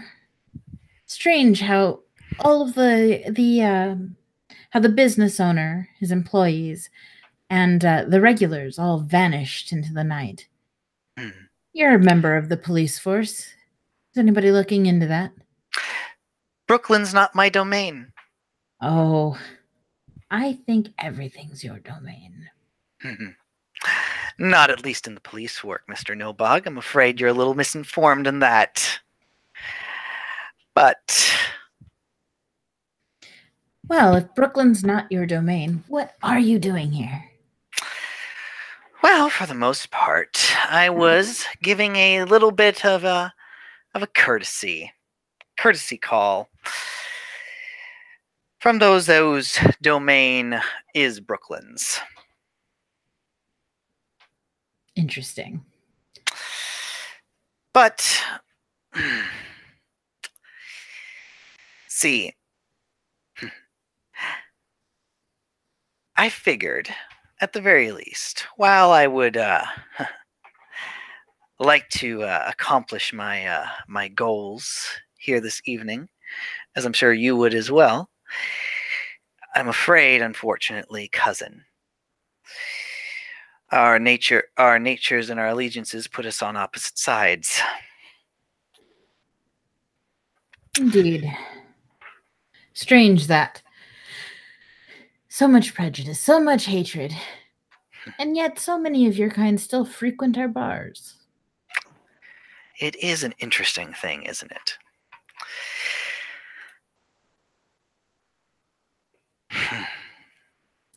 It's a shame I didn't know you were all here before. We don't like to make a scene like, and he looks over at Alice and Max. Some people. Well, there's a time and place for scenes. I agree with you that I don't think this was the best move. Shame.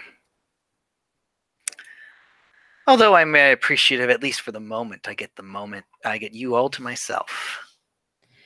Unfortunately, Mr. Egar, even though they are distracted, the public requires my attention. But I would love for us to have a conversation at a later date, perhaps in my office. You can call my secretary and book an appointment.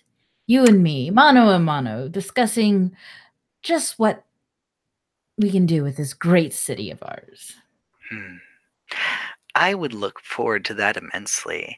You have a card, I assume. You can get my number off the pamphlet. I'm afraid I don't have one. Oh, well, there's some on the table over there. I'm sure that one of the volunteers can hand you one. Well, I think I shall do so. Well, Mr. Good evening. Charles actually extends out his hand to him. And you as well, cousin. When one hand is extended, so is another. And Max reaches out his hand, if I may interrupt. Yeah, go ahead. Just like squashing it between like the two of them, or what? No. Oh, okay. No, thematic scene cut.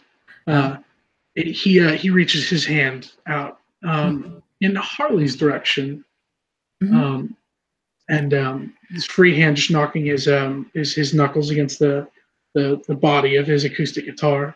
And he reaches a hand out, ushering her to come over and join the festivities. And she gives a smile and reaches out her hand. And she'll wrap her delicate fingers around his and smile that very charismatic smile. Her eyes shining, almost hypnotic. She's a beautiful thing. Otherworldly.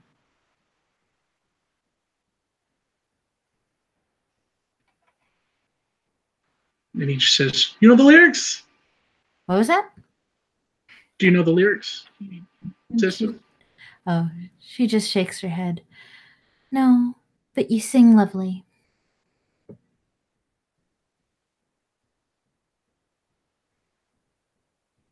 And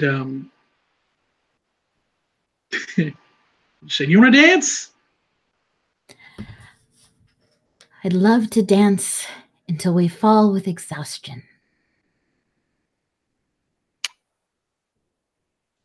That's what I like to hear. Take it away. And he points to Alice and swings his guitar around his back. And he'll start to dance the evil away if he can. Um, Dance the evil away. That's not quite how it works, but I like the enthusiasm a lot. Michael, He PM real doesn't. quick. He doesn't.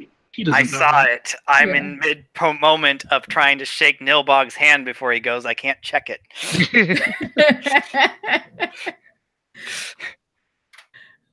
All these secrets going on. I'm morbidly curious, but I'm in this moment with Max over here dancing. But yeah, she will dance and like encourage him to like pick up the tempo. Let's dance faster. Oh, okay. And she'll continue to dance. And every few moments she's like, a little faster. So we're getting out of tune with the song. We're out of sync with the song. They don't need to keep up. We just need to keep up with each other, she says, and gives him that sweet, surreal smile once again. Her eyes bright and a little mad. Not angry, but mad.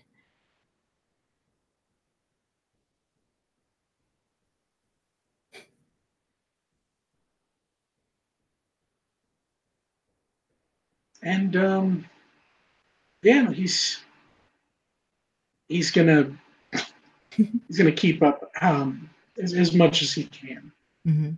but try to stick with the tempo.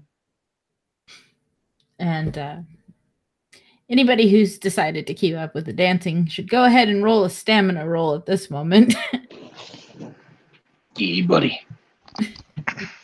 Caldwell's very much out of this picture. He said, if everybody's going to make themselves known, he's not. So, Good very job, much- Caldwell. very much on the Stick to the sidelines. Straight stamina. Yeah, street stamina.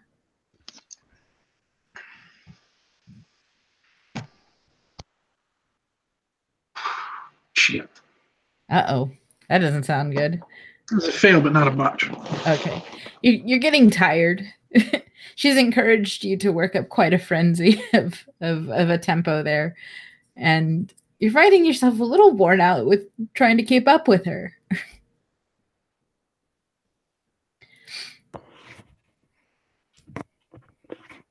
Tiring as it is, he's still having fun. So there's a big ear-to-ear grin plaster across his face. Mm-hmm. Even if it's the sad, ignorant dance of, is this working? I'm having fun. Alice has her hand near her mouth, her almost wanting to bite her nails, watching. She's waiting for him to give the sign if everything's going wrong to step in. If you have an empathy score of 2 or higher, or if Carol will allow it, whatever Yeah. feels better, he'll share a passing glance. You'll see the sweat on his brow and the wily in his eye. Yeah, I'll allow that.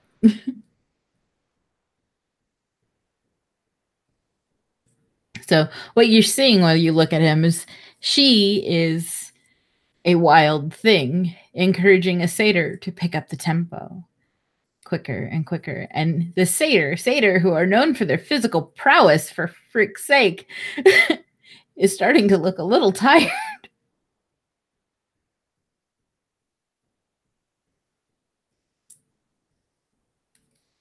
Okay, so about this point, as far as Alice knows, the key is to just pull her away. She has to choose them over Nilbog. Mm-hmm. Her husband's going to hate her because the only idea she has, Amber gave her this idea. You could give it to someone single. Oh no. Oh, yes. I'm just saying. Alice, oh god, I don't know how she could get the message to you. You're in the middle of dancing. Oh god, she's not a slew up. Can Alice see Caldwell? I don't know. Can you see in a dark corner somewhere? Because That's right. where he's at. That's right. You Is not playing an instrument, so in theory you could text him. Yeah, Alice is going to shoot him a text, and it's going to be, we need to let our friend know he needs to get her to choose him over Nilbog. Smiley face, winky, thumbs up.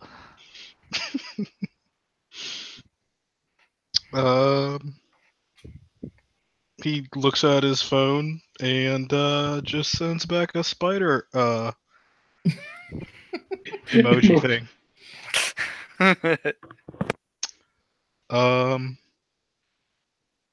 So she's basically talking about this girl, right? Yes. And then we'll send another one. Like the crab said, just kiss the girl. What are we aiming for here exactly? I mean, Yeah. That is the best Alice knows how to say seduce someone. You want the Slua to seduce someone? Well, the top part of the text was tell our friend. Oh. I mean, He sends a text to Max saying the lyrics from The Little Mermaid I'm gonna be straight with you guys. to kiss the girl with like you know the music note emojis at the end of that, and then just do it. Just do it. Oh my god, this is so convoluted. I hope it works. Alice doesn't have 90% of the references she needs to get this across. I'll be straight with you guys. Max is dancing right now. He's gonna like look back at you guys every once in a while he's dancing. Just You know what? You know what? Fuck it. I'm gonna use hopscotch to push Max into her, like, real close, like, real tenderly. Good news is hopscotch doesn't do damage, so you'll be fine, Max. So let me see. I'm just going to point out this is the result of playing a character who is lacking the cultural anything for this. She should have stayed under Amber's tutelage longer.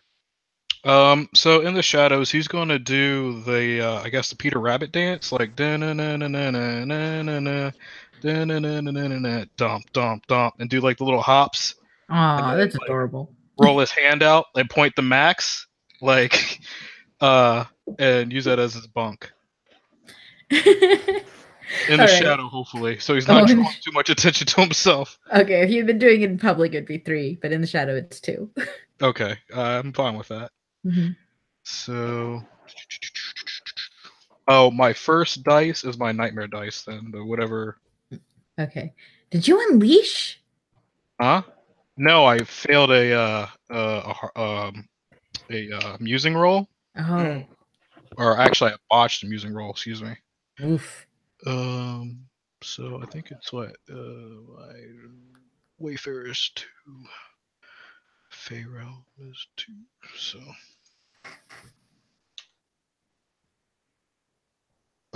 you said -2. It starts at 8, right? Mm-hmm. Oh, so 6. Yeah, I failed. We are on fire tonight, guys. It's amazing. I don't even have to be y'all's antagonist. The dice are doing it. See, that's why he's the ultimate antagonist. It's great. I know we're all failing at things we're supposed to be well known for, either within our kiths or by reputation. All right, so did Max see what Caldwell was doing? No, it was in the shadows. Okay. He's a shy Slua. Ephraim, is there anything you want to do as you're watching this this display? I don't know what to do at this point because it's just like I thought we had a plan. Now we don't have a plan.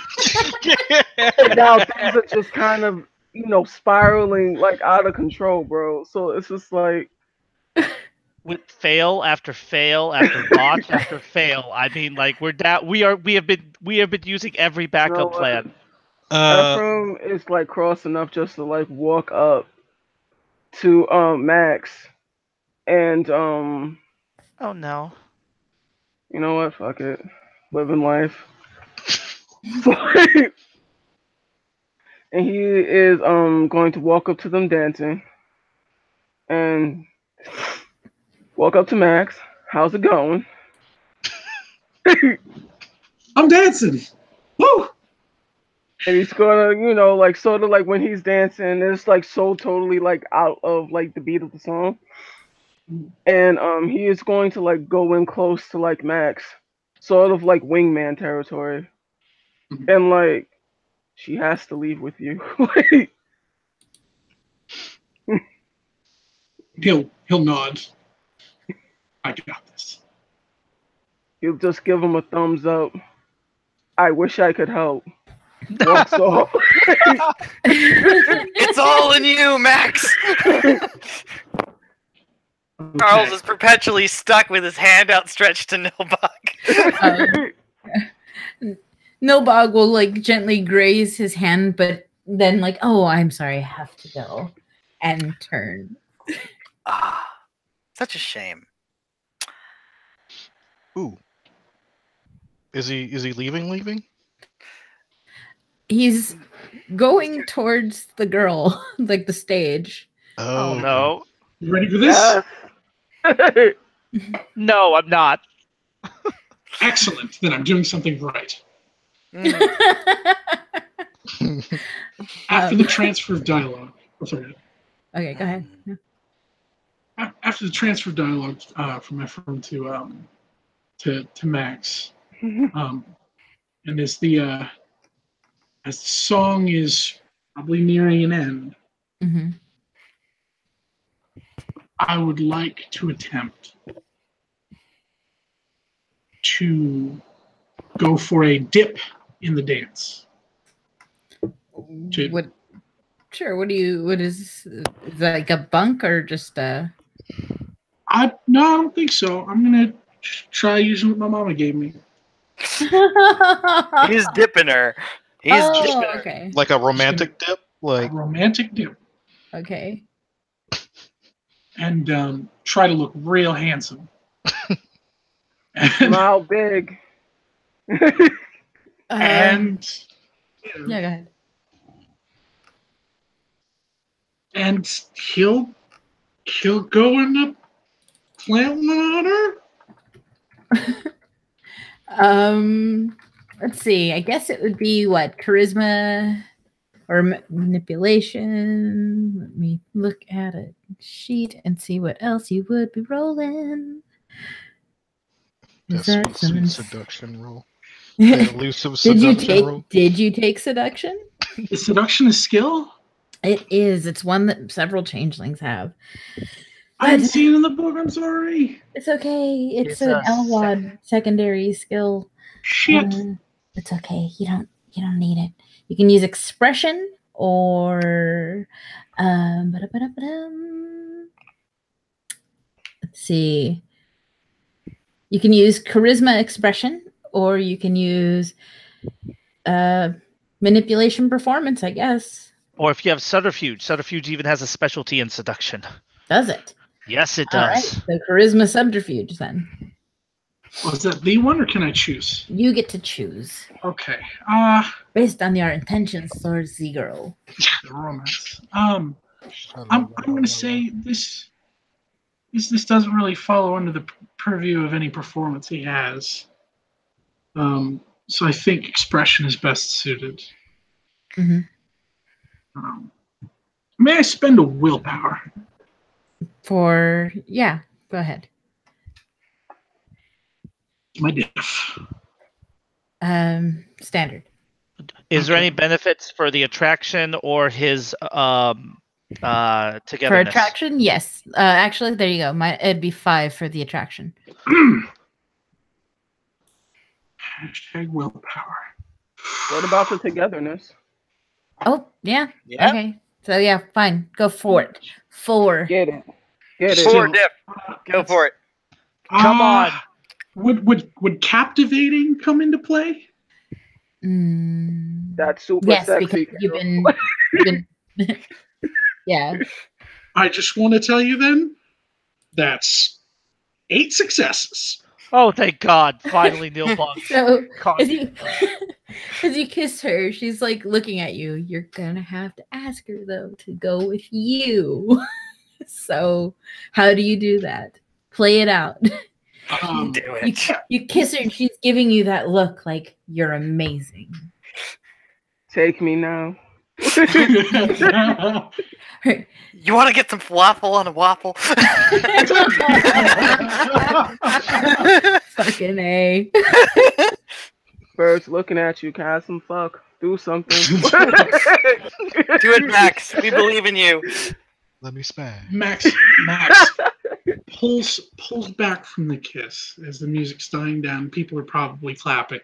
Mhm. And he says, in her face, New York is beautiful at night, and I'm going to walk home alone. And I would really, really love it if you join me. And she looks at you, and Jared has reached the stage at this point, and he's beckoning her, like, let's go. She looks at him, and then she looks back at Max longingly. She nods. Okay.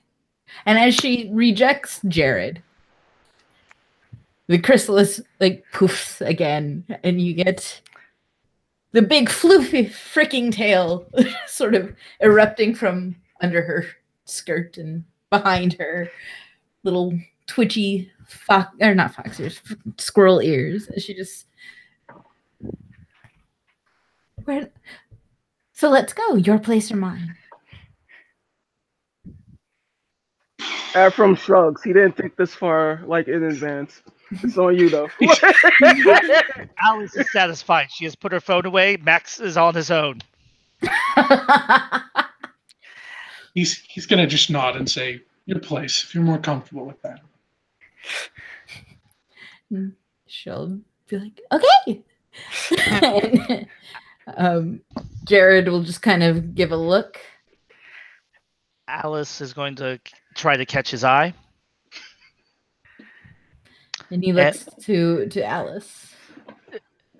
She, instead of her classic curtsy, she does kind of more of a mock sweeping bow, blows a kiss, and goes walking over to the reporters, who are going to no doubt have some questions. Sorry, I have to do this. I know it's the dumb idea, but I have to do this. As Nilbog's watching this, like, you know, his corruption plan fall apart, right behind him, and in a very different tone, a very different voice, Charles whispers to him, "That was very rude, Mr. Nilbog." And for a moment, one could swear that Charles doesn't look like the marble statue anymore. Just for a brief moment, he's something else. He looks more regal in a way, someone of some import, someone of something that one would look to with adoring respect. But his features are dark. What was once ivy hair is black, curling pages with words of blood scribbled on each and every one. There's no diamond fangs. There's only jagged obsidian. And he's not marble. He is void.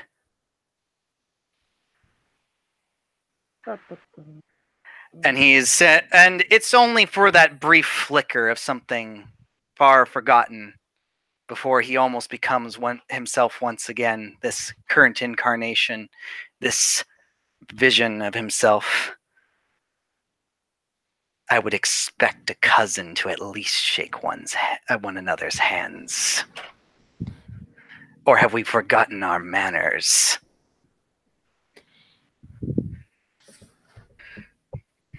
He turns, moves in closer to Charles, and places a kiss on his cheek.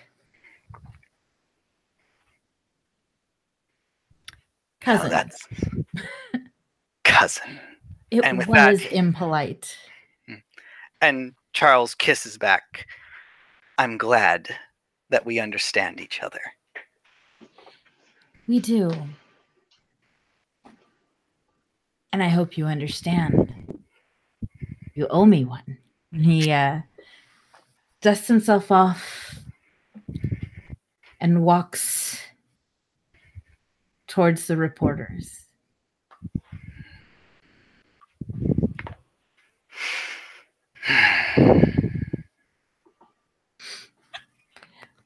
We So, will guys. see. We will see.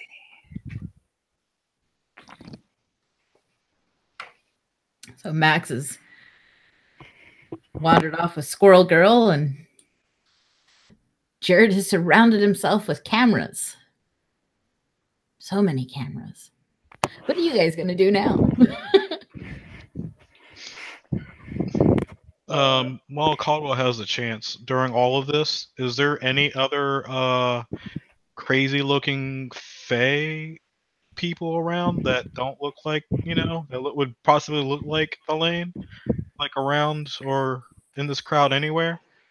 Well, you know how Charles was pointed in the direction of volunteers? Mm-hmm. Maybe you guys should go look in that direction. Yeah, Caldwell would probably slink over as much as he can to jump from shadow to shadow, trying to keep himself, from being seen, and try to see what he can find or what he sees over there, what he hears. Handing out pamphlets and smiling as they relay Jared's sales pitch are 6 more Severtals. Shining. Oh. Hmm.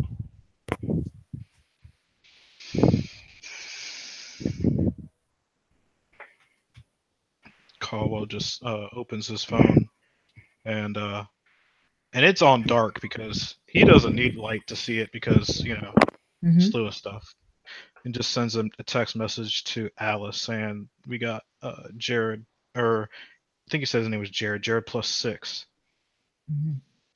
Alice will stop in mid-step. Her normal cheery demeanor gone, falling away like so many autumn leaves. She will look up, forward the message to Bishop, forward it to Charles, and then just give a slight shake of her head before walking out. Since it looks like Jared managed to grab all the reporters. So in her mind, that's at least out of the way for now.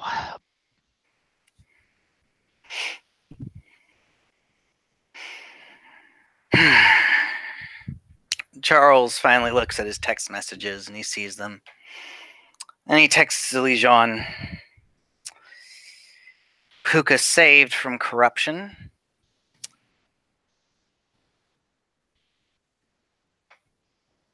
Many faces were seen by Nilbog.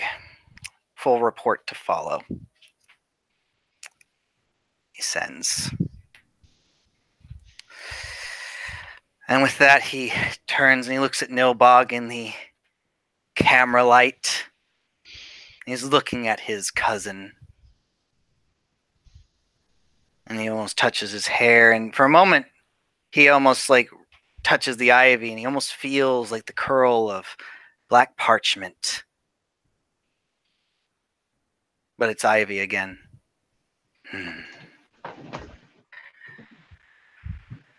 Cousin.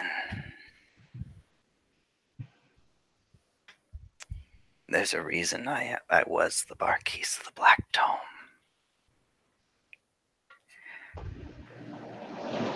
Once upon a time.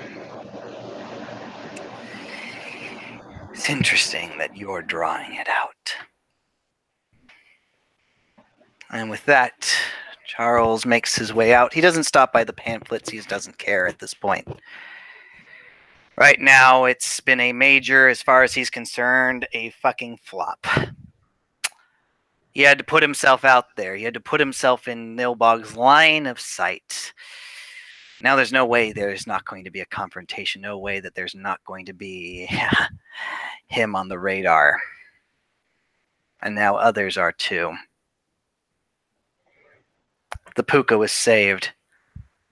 Yes. But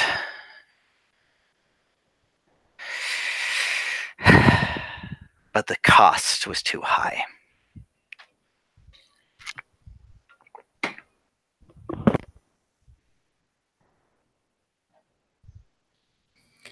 Anybody else have anything they want to close with? Alice is just walking out of the place. Her fists curled up into themselves, her nails digging into her own flesh, her teeth gritted. For the first time in her life since she's been in this city, she can do nothing and has to let others hang on the vine, as it were.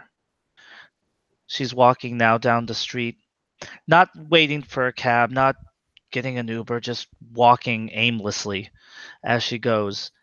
She feels she failed Caldwell. She feels she failed the county. She feels she failed everyone in this. And as the grip of depression comes upon her, she'll just walk.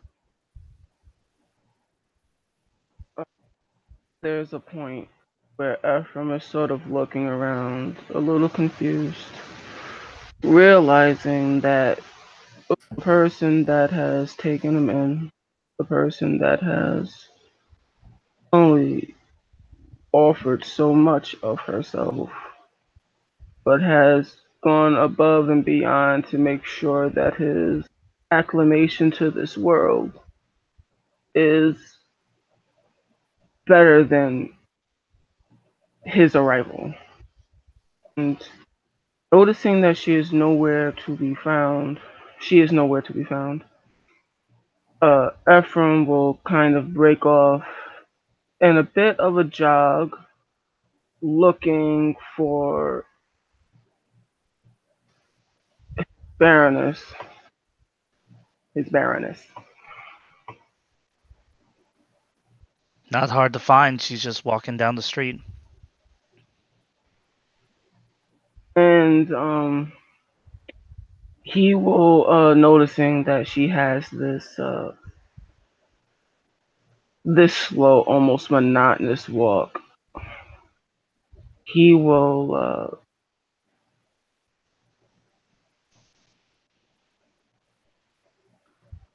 very gently put a hand on her shoulder. She'll raise her head, brushing back some tears, trying to stifle a sniffle. She'll look into his eyes for a moment, wordlessly. He Look will forward. put up a hand, almost as if, and just sort of put out his arm. Let's walk. And she'll take it.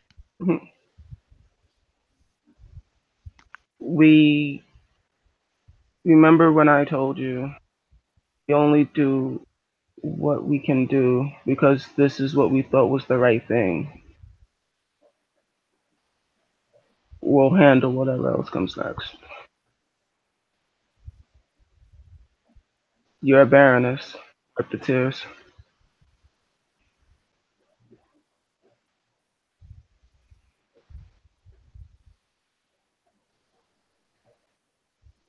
I think I'm good unless anyone else has something. We good. For Caldwell's part, he's gonna be neither here nor there. He's going to be the spider on the wall and stick around as long as he feels comfortable watching and waiting, looking at these people committing their features and their mannerisms to memory. And will basically just stay behind until maybe they leave, or he just feels like he has enough or has gotten what he can get out of the situation. Since he feels like he's the other one that hasn't blown his cover yet or has been seen. But after a while, either way, he'll eventually make his way back to the tea shop.